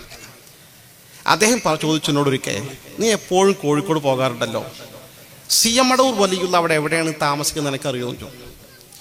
കാരണം സമസ്തയുടെ ഓഫീസിലെ കുറച്ചപ്പുറത്താണ് ഇടിയങ്ങര, അവിടെ ഒരു വീട്ടിൽ അദ്ദേഹം താമസിച്ചത്. സ്വന്തം വീടല്ല, വേറെ ആളെ വീട്ടിൻ്റെ മുകൾ തട്ടിൽ അദ്ദേഹത്തിന് ഒഴിഞ്ഞു കൊടുത്തിരിക്കുക. ഞാൻ പറഞ്ഞു, ആളെ എനിക്ക് അറിയാം എവിടെയാണ് ആ സ്ഥലം എന്ന്, പക്ഷെ ഞാൻ ഒരു വ്യക്തിബന്ധമല്ല, ഞാൻ സ്ഥലം വേണം ഞാൻ കാണിച്ചു തരാറുണ്ട്. എന്നിട്ട് ഞാൻ എൻ്റെ കൂടെ ദിവസം വരുന്നുണ്ട്, എനിക്കൊന്ന് ആ വീട് കാണിച്ചാൽ എനിക്ക് മൂപ്പരൊന്ന് കാണേണ്ട ആവശ്യമുണ്ടോ. അപ്പം ഞാൻ അദ്ദേഹത്തെ കൂട്ടിക്കൊണ്ടു പോകാനുള്ളൂ. അപ്പം ലാസ്റ്റ് എന്നോട് പറഞ്ഞു എന്താ വിഷയം. എൻ്റെ സ്വന്തം നാട്ടിൽ ഇതൊന്നും സ്വപ്നമല്ല, കഥയല്ല, വെറുതെ സാങ്കല്പികമായ കഥാപാത്രങ്ങളല്ല, ഇന്നും ജീവിച്ചിരിക്കുന്ന കക്ഷികളാണ്. ആ പണ്ഡിതന് ഏറെ വയസ്സായി, അള്ളാഹു അദ്ദേഹത്തിന് ആഫിയത്തും ദീർഘായുസും ആരോഗ്യവും നൽകി അനുഗ്രഹിക്കുമാറാകട്ടെ. ഈ കഴിഞ്ഞ 3-4 ആഴ്ച വെള്ളിയാഴ്ച ജുമാക്ക് വരാൻ സാധിച്ചിട്ടില്ല, അങ്ങനത്തെ പ്രയാസമുള്ള മനുഷ്യനാണ്. അദ്ദേഹം പറഞ്ഞു, ഞാൻ ആരോടും പറയാത്ത രഹസ്യമോനെ, എൻ്റെ കൂടെ വരിക എന്നുള്ളതുകൊണ്ട് നീ അറിയുമല്ലോ എന്നുള്ളതൊക്കെ എന്നോട് പറയണം, നീ ആരോട് പറയരുത് പറഞ്ഞു. ഇദ്ദേഹത്തിൻ്റെ 7 മക്കളിൽ ഒരു മോള്, ഏറ്റവും ചെറുതിൻ്റെ മീതുള്ള മോള്, സ്കൂളിൽ 8ാം ക്ലാസ്സിൽ പഠിക്കുന്ന സമയത്ത് ഇന്നത്തെ പോലെ വാഹന സൗകര്യം കുറവാണ്. നടന്നു പോകുമ്പോൾ പുതിയൊരു ചെരുപ്പ് ധരിച്ച പ്ലാസ്റ്റിക് ചെരുപ്പായിരുന്നു, കാലിൽ വിരലിൽ ചെറിയൊരു മുറിവ് വന്നു. ആ മുറിവ് പിന്നെ ഉണങ്ങി, പക്ഷെ അവിടെ ചെറിയൊരു വെള്ള കളറ്. പിന്നെ അതിങ്ങനെ വെള്ളം ഇങ്ങനെ പടർന്ന് പിടിച്ച് കാലിൻ്റെ അടിയിൽ മൊത്തം, മുകളിൽ ഇങ്ങനെ കുറച്ച് കണങ്കാലിലൂടെ ഇങ്ങനെ കയറിയത് വെള്ളപ്പാണ്ടായി മാറി. ഒരുപാട് ചികിത്സ നടത്തി. അദ്ദേഹം പറയാം, നിങ്ങൾ ആരും അല്ല, കാലിലല്ല, കാരണം പെൺകുട്ടിൻ്റെ കാലാവുമ്പോൾ പാവട താഴ്ത്തിട്ട് ആരും അറിയില്ല. ഏറ്റവും അവസാനം മോനെ ചികിത്സിച്ചിരുന്നത് നമ്മുടെ പാണ്ടിക്കാട്, ഞങ്ങൾ ആ പ്രദേശമുള്ള പ്രദേശമാണ്, ഇന്ന ഹോമിയോ ഡോക്ടറാണ് ചികിത്സിച്ചിരുന്നത്. എനിക്കറിയില്ല, ആ ജംഗ്ഷനിലുള്ള ഒരു വലിയ ഹോമിയോ ഹോസ്പിറ്റൽ. അതെ, അദ്ദേഹം ഇപ്പോൾ ഈ കഴിഞ്ഞ മാസം സ്വയം വെടിവെച്ച് മരിച്ചു പറഞ്ഞ വാർത്ത പത്രത്തിൽ വന്നിരുന്നല്ലോ. സംഭവം എനിക്ക് ഓർമ്മയുണ്ട്. വന്നിരുന്നു. അയാളെ ലാസ്റ്റ് 2 കൊല്ലം ചികിത്സിച്ചത് കാര്യമായ വ്യത്യാസവും വന്നിട്ടില്ല. ചികിത്സ ഇങ്ങനെ തുടരുകയായിരുന്നു. ഞാനിപ്പോൾ എനിക്ക് ചികിത്സ മടുത്തു, ഞാൻ സങ്കടം മടവൂർ വലിയുള്ളതാണ് പറയട്ടെ, അതിന് വേണ്ടിയിട്ടാണ്. ഞാൻ പറഞ്ഞു ഞാൻ കാണിച്ചു തരാം, ഞാൻ പോരാ, എൻ്റെ കൂടെ പോന്നാൽ ഞാൻ കാണിച്ചു തരാറുണ്ട്. അദ്ദേഹം എൻ്റെ കൂടെ പോന്നു. ഞാൻ ഫസ്റ്റ് CM മടവൂർ വലിയുള്ളതിനെ കാണാൻ വേണ്ടി പോകുന്ന. അങ്ങനെ അവിടെ ചെന്ന് നോക്കുമ്പോൾ അദ്ദേഹത്തെ കാണാനുള്ള നീണ്ട ക്യൂ ആണ്. ഈ വീട്ടുകാരൻ 2 രൂപ കൊടുക്കണം, എന്നാലേ ആ ലൈനിൽ നിൽക്കാൻ പറ്റുള്ളൂ. വീട്ടുകാരൻ സംഘടിപ്പിക്കുന്നില്ല. അങ്ങനെ നമ്മുടെ ലൈൻ പോയി പോയി പോയി പോയി പോയി മടവൂർ വലിയുള്ള ഒരു ഷർട്ടും ധരിക്കാതെ ഫ്രഷായി നല്ല വസ്ത്രം തുണിയൊക്കെ ധരിച്ചിട്ട് പൗഡറൊക്കെ ഇട്ടിട്ട് ഇങ്ങനെ കിടക്കുകയാണ്. നേരെ കട്ടിൽ ഇങ്ങനെ കിടക്കുകയാണ്. ഓരോരുത്തർ ചെന്ന ആവശ്യം ഇങ്ങനെ പറയുന്നു. അപ്പോൾ അതിന് ലൈന് തിരക്കാവും, കടന്ന് ഇങ്ങനെ പോവുക. ഇദ്ദേഹം മഹാനവരുടെ മുൻനിർത്തിയപ്പോൾ വല്ലാത്ത കണ്ണീരോട് പറഞ്ഞു, ഉസ്താദേ, എൻ്റെ വലിയ മോളെ കല്യാണം കഴിഞ്ഞു, വലിയൊരു പണ്ഡിതനാണ് കിട്ടിയത്. 2ാമത്തെ മോളെ കല്യാണം കഴിഞ്ഞു, വലിയൊരു പണ്ഡിതനാണ് കല്യാണം കഴിച്ചത്. ഇനി ഈ 3ാമത്തെ മോള് ഒരുപാട് കല്യാണം വരുന്നുണ്ട്, കല്യാണം കഴിക്കാൻ പറ്റാത്ത അവസ്ഥയാണ്. പറയാനും പറ്റില്ല, പറയാതിരിക്കാനും പറ്റൂല. കാരണം ഇങ്ങനെ പ്രശ്നമുണ്ട്, വെള്ളപ്പാണ്ട്. പക്ഷേ ആരോട് പറഞ്ഞാൽ കല്യാണം കഴിക്കുമല്ലോ, പറയാതെ കഴിച്ചാലോ തൊലാക്കും ചെല്ലുമല്ലോ. വലിയ സങ്കടത്തിലാണ്. കല്യാണപ്പല്ല പോകാണ്ട് പോവുകയാണ്. ഒന്ന് അവൾ ദുആ ചെയ്യണമെന്നോ. ഒരാ സങ്കടത്തോട് പറഞ്ഞപ്പോൾ കണ്ണീരിങ്ങനെ വരുന്നുണ്ട്, വിതുമ്പുന്നുണ്ട്. മഹാനായ മടവൂർ അത് വേണ്ട, ദുആ ചെയ്യണമെന്നില്ല. അപ്പം അദ്ദേഹം വീണ്ടും പറഞ്ഞു അത് വേണ്ട. മടവൂർ വലിയുള്ളതിൻ്റെ നാവ് കൊണ്ട് ഇങ്ങനെ പറയാം. അപ്പോഴേക്ക് തിരക്ക് വന്നു. ഇങ്ങനെ ഞങ്ങൾ നീങ്ങി പോവുകയും ചെയ്തു. എൻ്റെ പ്രിയപ്പെട്ടവരെ, എൻ്റെ നാട്ടിലെ അനുഭവമാണ്. 2-3 മാസത്തിനകം എന്നാണ് പറഞ്ഞത് അവർ. ആ വെള്ളപ്പാണ്ട് ഇങ്ങനെ മായാൻ തുടങ്ങി, മാഞ്ഞ് പോയി കംപ്ലീറ്റ്. പിന്നീട് സുഖമായി. ആ പെൺകുട്ടിയെ കല്യാണം കഴിച്ചു, ഇതുപോലെ നല്ലൊരു പണ്ഡിതനെ കല്യാണം കഴിച്ചു. അവർക്കിപ്പോൾ 4 മക്കളുണ്ട്. അതിൽ മൂത്ത പെൺകുട്ടിയെ ഇപ്പോൾ കല്യാണം കഴിഞ്ഞ് ആ പെൺകുട്ടിക്ക് 2 മക്കളായി. സുഖമായിട്ട് ജീവിക്കണം. എന്താ സംഭവം? മഹാന്മാരെ നാവ്, ആത്മീയമായി സംസ്കരിക്കപ്പെട്ട ഔന്നത്യം പിടിച്ച മഹാന്മാർ ഒരു നാവ് കൊണ്ടൊരു കാര്യം പറഞ്ഞാൽ അള്ളാഹ് തങ്ങൾ സഫലാക്കുകയാണ്. അത് വേണ്ടെന്നാണ്, ആ രോഗം വേണ്ടെന്ന് അള്ളാഹ് വെക്കുകയാണ്. അവരാണ് യഥാർത്ഥത്തിൽ ഈ ആത്മീയമായി ഔന്നത്യം പ്രാപിച്ച സംസ്കരിക്കപ്പെട്ട അർവാഹിന്റെ ഉടമകളുടെ പ്രത്യേകത കഥകളാണ്. ഇതൊന്നും 2 അല്ല. മഹാന്മാരായ ആളുകൾ നല്ലവരാണോ പറഞ്ഞാൽ നടക്കും. അത് മനസ്സറിഞ്ഞ ഘട്ടത്തിൽ പറഞ്ഞാൽ സംഭവിക്കും. അത് സംഭവിക്കും. അത് സംഭവിക്കുന്ന കാര്യം സ്വഹീഹുൽ ബുഖാരിയിൽ കാണാമല്ലോ. ഹദീസിൽ സ്വഹീഹുൽ ബുഖാരി ഉദ്ധരിച്ച ഹദീസിൽ കാണാം, ഹാദരവായ റസൂലുള്ളാഹി സ്വല്ലല്ലാഹു അലൈഹി വസല്ലം കാലഘട്ടത്തിൽ, ജീവിച്ചിരിക്കുന്ന കാലഘട്ടത്തിൽ നടന്ന സംഭവം. റുബയ്യ എന്ന് പറയുന്ന ഒരു അൻസാരി സ്വഹാബിയായ പെൺകുട്ടി വേറെ പെൺകുട്ടിയും തമ്മിൽ, പെൺകുട്ടികളെ ചെറുപ്പക്കാരികളായ 2 പെൺകുട്ടികൾ തമ്മിൽ വാക്കേറ്റമായി. സഹാബികളാണെങ്കിൽ മനുഷ്യ സഹജമായി പ്രശ്നം ഉണ്ടാവുമല്ലോ. അവസാനം യാദൃശ്ചികമായി 2 ആളും പൊരിഞ്ഞ തല്ല്, 2 ആളും അടികൂടി. അവസാനം ഈ റുബയ്യ എന്ന് പറഞ്ഞ പെൺകുട്ടി ഒരു കല്ല് കൊടുത്തിട്ട് മറ്റേ പെൺകുട്ടിയുടെ മുഖത്ത് കുത്തി, മുൻപല്ല് പൊട്ടിപ്പോയി. നല്ല പ്രശ്നമാണല്ലോ. പല്ല് പൊട്ടിയ ഇന്നത്തെ പോലെ ഹോസ്പിറ്റലിൽ പോയി വേറെ പല്ലൊന്നും കിട്ടൂല. അന്ന് പൊട്ടിയവൻ ആ പെൺകുട്ടിൻ്റെ ഭാവി ജീവിതം മൊത്തം അവതാളത്തിലായി. നേരെ ഈ കേസ് ഇലാ ഹദറത്തി റസൂലില്ലാഹി, റസൂലുള്ളാഹിന്റെ ഹദറത്തിലേക്ക് എത്തി. റസൂലുള്ളാഹിനെ പോലെ അവതരിപ്പിച്ചപ്പോൾ റസൂലുള്ളാഹിന്റെ വിധി വളരെ ക്ലിയറാ. ഇതിൽ പിന്നെ കക്ഷി സമ്മതിക്കുന്നുണ്ടോ നോക്കും. നീയാണോ പല്ല് പൊട്ടിച്ചത്? അത് ഞാൻ തന്നെയാണ്, സംഭവിച്ചു പോയതാ. അപ്പോൾ സാക്ഷിയൊന്നും ആവശ്യം, അല്ലെങ്കിൽ സാക്ഷി ഉണ്ടായാൽ മതി. കേസ് തീരുമാനമായി. ഇസ്ലാമിലെ വിധി എന്താ? കണ്ണിന് പകരം കണ്ണ്, ചെവിക്ക് പകരം ചെവി, കയ്യിന് പകരം കൈ, വ്യക്തിക്ക് പകരം വ്യക്തി, പല്ലിന് പകരം പല്ല്. ഖുർആന്റെ നസ്സ. പകരം ഈ പൊട്ടിച്ച റുബയ്യ എന്ന് പറഞ്ഞ പെൺകുട്ടിൻ്റെ പല്ല് പൊട്ടിക്കാൻ ഓർഡറായി. കാരണം ഇസ്ലാമിൻ്റെ വിധിയാണ്. ഈ പെൺകുട്ടി ഏതായാലും പല്ല് നഷ്ടപ്പെട്ടു, പെൺകുട്ടിയുടെ ഭാവി അവതാളത്തിലായി. കല്യാണം ചെയ്യേണ്ട പിന്നെ. ഇനി ഈ സുന്ദരിയായ ഈ പെൺകുട്ടിയുടെയും പല്ല് പൊട്ടിക്കപ്പെടാൻ ഓർഡറായിരിക്കുകയാണ്. ഈ പെൺകുട്ടി ആരാണെന്നോ? ചരിത്രത്തിൽ അറിയപ്പെട്ട പ്രസിദ്ധനായ സ്വഹാബിവരനായ അനസ് ഇബ്നു നദിർ റളിയല്ലാഹു അൻഹുവിന്റെ സഹോദരിയാണ്, പെങ്ങളാണ് ഈ കുട്ടി. അനസ് ഇബ്നു നദിർ ആ നാട്ടിലില്ല, പുറത്താ. ഈ വിവരം കേട്ടറിഞ്ഞ് ഓടി വന്നു ദിവസങ്ങൾക്കകം. ഇലാ ഹദറത്തി റസൂലില്ലാഹി സ്വല്ലല്ലാഹു അലൈഹി വസല്ലം, എൻ്റെ പെങ്ങളെ പല്ല് പൊട്ടിക്കാൻ പോകാം, അത് മുൻപല്ല്. നേരെ റസൂലുള്ളാഹിന്റെ മുമ്പിൽ ചെന്നിട്ട് ചോദിച്ചു, അതുകസ്സിറു സനിയ്യതഹാ യാ റസൂലല്ലാഹ്, അള്ളാഹിന്റെ തിരുദൂതരെ എൻ്റെ പെങ്ങളെ പല്ല് പൊട്ടിക്കാൻ നിങ്ങൾ ഓർഡറാക്കി ചോദിച്ചു. അനസ് കിതാബുല്ലാൽ ഖിസാസ്. അനസ് എങ്ങളെന്താ പറയണത്? എനിക്ക് അള്ളാഹിന്റെ കിതാബിന്റെ വിധിയല്ലേ നടപ്പാക്കാൻ പറ്റുള്ളൂ. അള്ളാഹുവിന്റെ കിതാബ് ഖുർആൻ പറയുന്നത് പകരം പ്രതികാരം വേണമെന്ന, പല്ല് പൊട്ടിച്ചാൽ തിരിച്ച് പല്ല് പൊട്ടിക്കണമെന്ന ഒരു രക്ഷയില്ല, വിധിച്ചിട്ടുണ്ട്. അനസ് ഒരു വൈകാരിക അവസ്ഥയിൽ അനസുന്നത് പറഞ്ഞു, വല്ലാഹി ലാ തുകസ്സറു സനിയതുഹാ യാ റസൂലല്ലാഹ്, അല്ലാഹു സത്യം എൻ്റെ പെങ്ങളെ പല്ല് പൊട്ടൂല നബിയാ, പൊട്ടിക്കൂല. റസൂൽ അനസ് നിങ്ങളെന്തായി പറയണത്? അള്ളാന്റെ ഖുർആന്റെ വിധി നടപ്പാക്കേണ്ട പ്രതികാരം ചെയ്യേണ്ട പറ്റൂ. പക്ഷെ മൂപ്പർ നാവുന്നങ്ങനെ വാക്ക് വന്നുപോയി, വല്ലാഹി ലാ തുകസ്സറു സനിയതുഹാ യാ റസൂലല്ലാഹ്, അല്ലാഹുവാണേ സത്യം, അല്ലാഹുവിന്റെ തിരുദൂതരെ എൻ്റെ പെങ്ങളുടെ പല്ല് പൊട്ടിക്കപ്പെടൂല. ആ സഹീഹുൽ ബുഖാരിന്റെ ഹദീസിൽ പറയുന്നുണ്ട്, അനസ് അങ്ങനെ പറഞ്ഞു പല്ല് പൊട്ടിക്കാതിരിക്കാൻ പറ്റുമല്ലോ. പല്ല് പൊട്ടിക്കേണ്ട സാഹചര്യം വിധി നടപ്പാക്കാൻ വേണ്ടി അതിന് ഏർപ്പാട് ചെയ്ത ആളുകൾ ആരാച്ചാർ കൊല നടത്താൻ വരുന്ന പോലെ ഒക്കെ വരാനുള്ള ഏർപ്പാടാക്കി റെഡിയാക്കി പല്ല് പൊട്ടിക്കാൻ പോവുക. ഈ ഘട്ടത്തിൽ നേരത്തെ ഇതുവരെ വാശി പിടിച്ച് പ്രതികാരം വേണമെന്ന് പറഞ്ഞിരുന്ന പല്ല് പൊട്ടിയ പെൺകുട്ടിയുടെ ബന്ധുക്കളുണ്ട്, അവർക്ക് മാപ്പ് ചെയ്യാൻ അർഹതയുണ്ട് ഇസ്ലാമിൽ, എന്നാ പൊട്ടിക്കട്ട. പക്ഷെ അവസാന നിമിഷത്തിൽ ആ പല്ല് പൊട്ടിയ പെൺകുട്ടിയുടെ കുടുംബാംഗങ്ങൾ നേരിട്ട് ഹബീബായ റസൂലുള്ളാഹി സ്വല്ലല്ലാഹു അലൈഹി വസല്ലം സമീപിച്ചുകൊണ്ട് പറഞ്ഞു, യാ റസൂലല്ലാഹ്, അല്ലാഹു തിരുദൂതരെ, ഞങ്ങൾ ആ പെൺകുട്ടിക്ക് മാപ്പ് കൊടുത്തിരിക്കുന്നു, പകരം പല്ല് പൊട്ടിക്കണ്ട, ഞങ്ങൾക്ക് നഷ്ടപരിഹാരം കിട്ടിയാൽ മതി. സുബ്ഹാനല്ലാഹ്. ഈ ഘട്ടത്തിൽ അള്ളാന്റെ റസൂലിന്റെ മുഖട് വിവരണമായി. ചില ആളുകളെ വാക്ക് നോക്ക റസൂൽ പറയാ, ഇന്നല്ലാഹി മൻ, തങ്ങൾ പറയുകയാണ്, ലൗ അഖ്സമ അലല്ലാഹി ലാ ബർറ, അള്ളാഹുവിന് ചില അടിയാറുകളുണ്ട്, ആ അടിയാറുകൾക്കാരും ഉറപ്പിച്ചും തറപ്പിച്ചും പറഞ്ഞാൽ, സത്യം ചെയ്ത് പറഞ്ഞാൽ, ലാബർറഹു, അവരുള്ള ബഹുമാനം കൊണ്ട് അള്ളാഹു വാക്ക് നടപ്പാക്കുക തന്നെ ചെയ്യുമെന്ന് അഷ്റഫുൽ ഖൽഖ് നബി മുത്ത് മുഹമ്മദ് മുസ്തഫ അനസ് പറഞ്ഞില്ലേ, അള്ളാഹു സത്യം, എൻ്റെ പെങ്ങളെ പല്ല് പൊട്ടൂല. ആ പൊട്ടാതിരിക്കാനുള്ള വഴി അള്ളാഹു ഒരുക്കി. വിധിക്ക് തെറ്റില്ല, വിധി അങ്ങനെ തന്നെ. പക്ഷേ മാപ്പ് കൊടുത്താൽ പല്ല് പൊട്ടിക്കൽ ഒഴിവാകും, നഷ്ടപരിഹാരം കൊടുത്താൽ മതി. അതിനുള്ള സാഹചര്യം അവരുടെ മനസ്സല്ല മാറ്റി. എൻ്റെ പ്രിയപ്പെട്ട സംശുദ്ധമായ ആത്മാവിൻ്റെ ഉടമകൾക്ക് അള്ളാഹു നൽകുന്ന പ്രത്യേകതകളാണിത്. ഇതൊരു യാഥാർത്ഥ്യമാണ്, ഇതൊരു വസ്തുതയാണ്, ഇതൊരു പരമാർത്ഥമാണ്. ചരിത്രത്തിൽ സ്വഹാബത്തിന്റെ കാലത്ത് ഞാൻ സൂചിപ്പിച്ചതുപോലെ താബിഈങ്ങളുടെ കാലത്ത്, താബിഈങ്ങളുടെ കാലഘട്ടത്തിൽ, ഏത് കാലഘട്ടത്തിലും സമാനമായ നിരവധി അനവധി സംഭവങ്ങൾ നമുക്ക് കാണാൻ സാധിക്കും. ആ ഗണത്തിൽപ്പെട്ട തസ്കിയത്ത് കിട്ടാൻ അനുയോജ്യമായ ഏറ്റവും നല്ല മാർഗമാണ് തസവുഫുമായി ബന്ധപ്പെടുക എന്നുള്ളത്. യഥാർത്ഥ ത്വരീഖത്തിന്റെ മശായിഖുമാരുമായി ബന്ധപ്പെടുക എന്നുള്ളത്. യഥാർത്ഥ ത്വരീഖത്തിന്റെ മശായിഖുമാരുമായി ബന്ധപ്പെടുക എന്നുള്ളതിന് അടിവരയിടണം. ഒരുപാട് തട്ടിപ്പുകളും വെട്ടിപ്പുകളും നടക്കുന്ന മേഖലയാണ് ത്വരീഖത്തിന്റെ മേഖല. ബഹുമാനപ്പെട്ട സമസ്ത കേരള ജംഇയ്യത്തുൽ ഉലമ തന്നെ ഒരുപാട് ത്വരീഖത്തുകൾ വിട്ടുനിൽക്കാൻ ചരിത്രത്തിൽ ആവശ്യപ്പെട്ടിട്ടുണ്ട്. ഷംസിയ ത്വരീഖത്തിൽ വിട്ടുനിൽക്കാൻ ആവശ്യപ്പെട്ടിട്ടുണ്ട്, ആലുവ ത്വരീഖത്ത് വിട്ടുനിൽക്കാൻ ആവശ്യപ്പെട്ടിട്ടുണ്ട്, നൂർഷാ ത്വരീഖത്ത് വിട്ടുനിൽക്കാൻ ആവശ്യപ്പെട്ടിട്ടുണ്ട്, ചോറ്റൂർ കൊരൂർ ത്വരീഖത്തുകളെ നിരാകരിച്ചിട്ടുണ്ട്.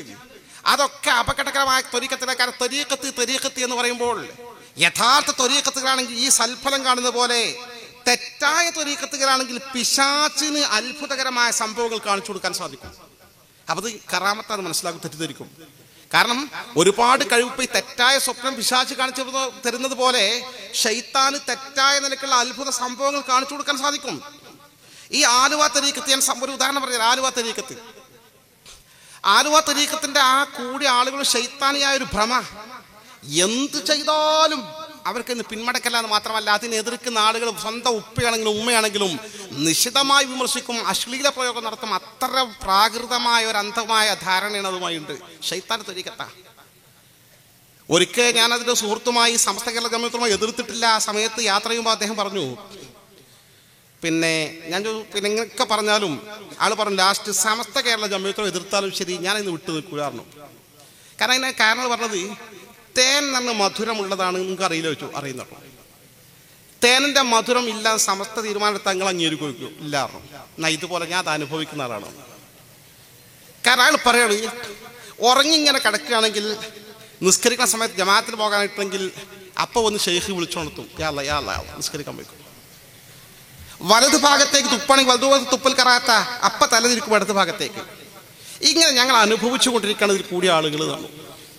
ശൈത്താൻ നല്ല ടെക്നിക്ക് അങ്ങനെ തന്നെ എടുക്കുക. നന്മയിലൂടെ മനുഷ്യന്മാരെ പഠിപ്പിക്കാറുള്ളൂ. വെറും തെറ്റാണെങ്കിൽ മനുഷ്യന്മാരെ വഞ്ചിക്കപ്പെടില്ലല്ലോ. നല്ലതിങ്ങനെ പറഞ്ഞു കൊടുക്കും, നല്ലതിങ്ങനെ ചെയ്യിപ്പിക്കും, എന്നിട്ടാണ് വളച്ചെടുക്കുക. ഞാനിത് പറയാൻ കാരണം, ഈ ആലുവ തരീഖത്ത് എന്ന കൃത്രിമമായ ത്വരീഖത്ത് നിന്ന് വിട്ടുനിൽക്കണമെന്ന് സമസ്ത കേരള ജംഇയ്യത്തുൽ ഉലമ തീരുമാനമെടുത്തതിന്റെ പിറ്റേ ദിവസം, ആ വാർത്ത വന്ന ദിവസം, കോഴിക്കോട്ട് നിന്ന് ആലപ്പുഴയിലേക്ക് ട്രെയിനിൽ യാത്ര ചെയ്യണം നിങ്ങൾ. ആലപ്പുഴ SKS കൊണ്ട് സമ്മേളനം നടക്കുന്നുണ്ട്. ഈ യാത്രയിൽ ട്രെയിനിൽ 2 സീറ്റ് മുഖാമുഖം ഇരിക്കുന്ന കൂട്ടത്തിൽ അപ്പുറത്തെ സീറ്റിൽ മുന്നിലെ സീറ്റിൽ ബഹുമാന്യനായ സൈനുൽ ചെറുശ്ശേരി ഉസ്താദ് ഉണ്ട്. നവറല്ലാഹു മർഖദഹു, അവിടെ ദറജ അല്ലാഹു ഉയർത്തി കൊടുക്കുമാറാകട്ടെ. അവരൊക്കെ മഹാന്മാരുടെ ബറക്കത്ത് കൊണ്ട് അല്ലാഹു നമ്മളെയും നമ്മുടെ അഹ്ലുകാരെയും 2 വീട്ടിലും ഖൈറും സലാമത്തിലുമാക്കി അനുഗ്രഹിക്കുമാറാകട്ടെ. തൊട്ടുപുറത്ത് സയ്യിദ് സാദിഖ് അലി ശിഹാബ് തങ്ങൾ കണക്കാറുണ്ട്. എൻ്റെ കൂടെ തൊട്ട് സീറ്റിൽ നാസർ ഫൈസി കൂടത്തെ ഞങ്ങൾ 4 പേര് ഒരുമിച്ചാണ് യാത്ര. അപ്പോൾ എൻ്റെ ഫോണിലേക്കും നാസർ ഫൈസിൻ്റെ ഫോണിലേക്കും തുരുതുരാ ഫോൺ ഇങ്ങനെ വരുന്നുണ്ട്. ഞങ്ങളിങ്ങനെ മറുപടി പറയുന്നത് ത്വരീഖത്തിനെ എതിർത്തിൻ്റെ പേര് അതിൻ്റെ ആൾക്കാരാണ് ഈ പ്രശ്നം പറയണത്. കാരണം അതിൻ്റെ ആൾക്കാർ നമ്മുടെ ആളുകളായിരുന്നല്ലോ. ഇതെന്ത് പഴയ ചെയ്തത്, അങ്ങോട്ടാണ് ഇങ്ങോട്ടാണ്, ഇവിടെ ഞങ്ങൾ യൂണിറ്റ് പിരിച്ചുവിടും, ഇവിടെ SKS അങ്ങോട്ടാക്കും ഇങ്ങോട്ടാക്കും, അങ്ങനെ അതിന് മറുപടിയും പറഞ്ഞുകൊണ്ടിരിക്കുക. ഇതിങ്ങനെ നിൽക്കാതെ ഫോണിൽ സംസാരിക്കാൻ പരമാവധി പതുക്കെ സംസാരിക്കുന്നത്. അപ്പോൾ ചെറുശ്ശേരി ഉസ്താദ് ചോദിച്ചു, എന്താ ഇപ്പം നിങ്ങൾ രണ്ടാളും ഈ ഫോണിൽ ഇങ്ങനെ നിൽക്കാതെ പറഞ്ഞുകൊണ്ടിരിക്കണമെന്ന് ചോദിച്ചു. അപ്പോൾ ഞങ്ങൾ പറഞ്ഞു, ഉസ്താദുമാരെടുക്കുന്ന തീരുമാനക്കാരും ഉസ്താദുമാർക്കാരും ബഹുമാനം കൊണ്ട് ഫോൺ വിളിക്കുമല്ലോ, ഞങ്ങളൊക്കെയാണ് വിളിച്ച് ചോദിക്കുക. ഇന്നലെ ആലുവ തരീഖത്തിനെ കുറിച്ചുള്ള തീരുമാനത്തെ പറ്റിയാണ് ഇപ്പോൾ ഈ പറഞ്ഞുകൊണ്ടിരിക്കുന്നത്, ആൾക്കാരൊക്കെ ചോദിച്ചുകൊണ്ടിരിക്കുന്നതാണ്. അപ്പോൾ ചോദിച്ചു. അപ്പോൾ സാദിഖ് അലി ശിഹാബ് തങ്ങൾ പറഞ്ഞു, എനിക്കൊരു അനുഭവം ഉണ്ട് അതുമായി ബന്ധപ്പെട്ട് പറഞ്ഞു. കഴിഞ്ഞ ആഴ്ച അതിൻ്റെ ഇന്ന സ്ഥലത്തുള്ള ആ ഖലീഫ ഉണ്ടല്ലോ, പേര് പറഞ്ഞു. ആ ഖലീഫ വന്നിട്ട് വീട്ടിൽ വന്നിരുന്നു. വീട്ടിൽ വന്നിട്ട് പറഞ്ഞു, ഈ നമ്മുടെ ത്വരീഖത്തിനെ കുറിച്ച് ഒരു ചിലപ്പോൾ എതിർ തീരുമാനം വരാൻ സാധ്യതയുണ്ട്, തങ്ങൾ അങ്ങനെ വരികയാണെങ്കിൽ തന്നെ അതിൽ SKSF അതിനെ കൂട്ടു നിൽക്കരുത്, നമ്മൾ ഒരുപാട് പ്രവർത്തകർ അതിലുണ്ടായിട്ടാണ് വന്നത് പറഞ്ഞു. തങ്ങന്മാർ അങ്ങനെ ചെയ്യുന്നു പറയില്ലൊക്കെ ഇങ്ങനെ പറഞ്ഞ് കേട്ടിക്കല്ലേ ഉള്ളൂ, പൊതുവെ പറഞ്ഞത് അങ്ങനെയാണ്. അല്ല സമസ്ത തീരുമാനത്തെ SKSF എതിരെ തീരുമാനം എടുക്കും, അങ്ങനെ ഉണ്ടാവുമല്ലോ സംഭവം. അങ്ങനെ വർത്തമാനം പറയുന്നിടയിൽ ചായ കൊടുത്തിട്ടുണ്ട്, ബിസ്ക്കറ്റും ഒരു പ്ലേറ്റിൽ കൊണ്ടുവച്ച് കൊടുത്തിട്ടുണ്ട്. അപ്പോൾ തങ്ങൾ പറഞ്ഞാൽ ഞാൻ ചോദിച്ചു, അതിന് മാത്രം സമസ്ത തീരുമാനിച്ചാലും അത് വലിയ ആലിമ്യങ്ങളും സഭയല്ലേ, നമ്മളത് അംഗീകരിക്കാൻ പ്രയാസമാണ്, അംഗീകരിക്കണ്ടെന്ന് പറയാൻ മാത്രം നിങ്ങൾക്ക് എന്താ ബോധ്യം എന്ന് ചോദിച്ചു. അപ്പോൾ അദ്ദേഹം പറഞ്ഞു, തങ്ങളെ ഈ കുട്ടി പറഞ്ഞ പോലെ അനുഭവമാണ്. നമ്മൾ ഉറങ്ങിക്കിടക്കുകയാണെങ്കിൽ നിസ്കരിക്കാൻ സമയക്കണമെങ്കിൽ നമ്മൾ ഉണർത്തും ഷെയ്ഖ് വന്നിട്ട്. ഏത് ഘട്ടത്തിലും വലഭാഗത്തേക്ക് തുപ്പാണെങ്കിൽ അപ്പം ഷെയ്ഖ് ഇടപെടും, ഇടഭാഗത്തേക്ക് തിരിക്കും. ഇതൊക്കെ ആ തരത്തിൽ ദൈനംദിനം നമ്മളെ കാര്യങ്ങൾ ഇടപെടുന്ന ഷെയ്ഖാണ് ഈ ഷെയ്ഖ്. ഒരിക്കലും നമുക്കയാളെ തള്ളി പറയാൻ പറ്റില്ല, വലിയ മഹാനാണ്. അപ്പം തങ്ങൾ പറയാണ്, അപ്പം മൂപ്പർ ചായ ഇങ്ങനെ കുടിക്കുന്നുണ്ട്, ചായൻ്റെ ഗ്ലാസ് ഇങ്ങനെ എടുത്ത് കുടിക്കുന്ന ഇടത് കൈ കൊണ്ടാണ്. പിന്നെ അവിടെ വെക്കുന്നുണ്ട്, വർത്തമാനം പറയാനുള്ള ഒറ്റടി കുടിക്കുമല്ലോ, പിന്നെ ഇങ്ങനെ വർത്തമാനം പറയും, ബിസ്ക്കറ്റ് എടുക്കും, കുടിക്കുന്നുണ്ട്. ചായ ബിസ്ക്കറ്റ് കഴിക്കുന്ന വലത് കൈ കൊണ്ടാണ്, ചായ കുടിക്കുന്ന ഇടത് കൈ കൊണ്ടാണ്.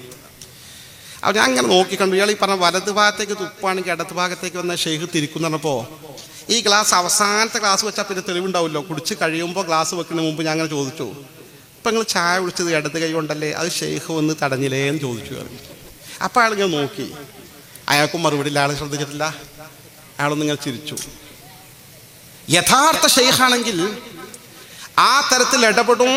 പക്ഷെ ആ ഇടപെടുന്ന എല്ലാ സമയത്തും ഉണ്ടാവും, ചില സമയത്ത് മാത്രമല്ല, നമ്മളെ ബോധ്യപ്പെടുത്താൻ മാത്രമാണ് ചില ഇടപെടലുകൾ നടത്തുന്നത്. മറ്റൊരു ഭാഗത്ത് പൈശാചികതയിലേക്ക് ആ ശൈത്താൻ മനുഷ്യനെ കൂട്ടിക്കൊണ്ടുപോയി ആനയിക്കുകയാണ്. ഇത് കൃത്യമായി സാദിഖ് അലി ശിഹാബ് അപ്പം ഞങ്ങൾ ചോദിച്ചു, ഇത് ഞങ്ങളെന്നാ പുറത്ത് പറഞ്ഞോട്ട് ചോദിച്ചു. നിങ്ങൾ പറഞ്ഞോളൂ, പക്ഷേ ഇയാളെ ഷെയ്ഖിൻ്റെ പേര് പറയേണ്ട. സംഭവമുള്ള സംഭവമാണ്, ഇവരൊക്കെ ജീവിച്ചിരിക്കുന്ന ആളുകളാണല്ലോ. യഥാർത്ഥത്തിൽ അത്ഭുതം കാണിക്കാൻ സാധിക്കും. ഇപ്പോ മഹാനായ ഷെയ്ഖ് അബ്ദുൽ ഖാദിർ ജീലാനി ഖദ്ദസല്ലാഹു സിർറഹു അസീസ് വലിയ മഹാനല്ലേ, മഹാനായ മുഹീദ്ദീൻ ഷെയ്ഖ് തങ്ങൾ അവറുകൾ, ഷെയ്ഖ് തങ്ങൾ അവരുടെ ചരിത്രത്തിൽ രേഖപ്പെടുത്തി ഖലായിദുൽ ജവാഹിൽ രേഖപ്പെടുത്തി വച്ചിരിക്കുന്നു. ഷെയ്ഖ് അവറുകൾ ഒരിക്കൽ നടക്കാൻ ഇറങ്ങിയതാ പുറത്തേക്ക്. അദ്ദേഹം ഇങ്ങനെ നടന്നുകൊണ്ടിരിക്കുമ്പോൾ ഇത് റഅ നൂറൻ ഫിൽ ഉഫുഖി, ആകാശ ചക്രവാളത്തിൽ ഒരു പ്രകാശം കണ്ടൊരു വെളിച്ചം, ഒരു പ്രഭ, വല്ലാത്തൊരു വെളിച്ചം. ആ വെളിച്ചത്തിനൊരു അശരീരി, യാ അബ്ദുൽ ഖാദിർ അനല്ലാഹ്, അബ്ദുൽ ഖാദിറെ ഞാൻ അള്ളയാണ്, ഇന്നി അഹ്ലൽതു ലക്കൽ മുഹറമാത്ത്, ഹറാമായ കാര്യങ്ങളൊക്കെ ഇനി മുതൽ നിങ്ങൾക്ക് അനുവദിച്ചു തന്നിരിക്കുന്നു. കാരണം ഒരുപാട് ത്യാഗം ചെയ്തല്ലേ ഈ പദവിയിലെത്തിയത്.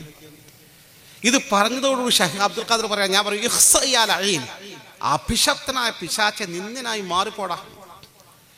ഫൈദൻ ദാലിക നൂറു ളലാം, അതോട് ആ പ്രകാശത്തിൻ്റെ ആ പ്രഭ വലയം ഇരുളിൻ്റെ ചുരുളുകളായി ഇങ്ങനെ അപ്രത്യക്ഷമായി.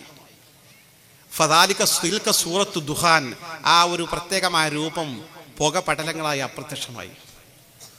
പിന്നീട് കുറച്ചുകൂടെ അശരീരി, കൈഫ അറഫ്തനി യാ അബ്ദുൽ ഖാദിർ, അല്ല അബ്ദുൽ ഖാദിർ എങ്ങനെ നിങ്ങൾക്ക് എന്നെ തിരിച്ചറിയാൻ സാധിച്ചത്?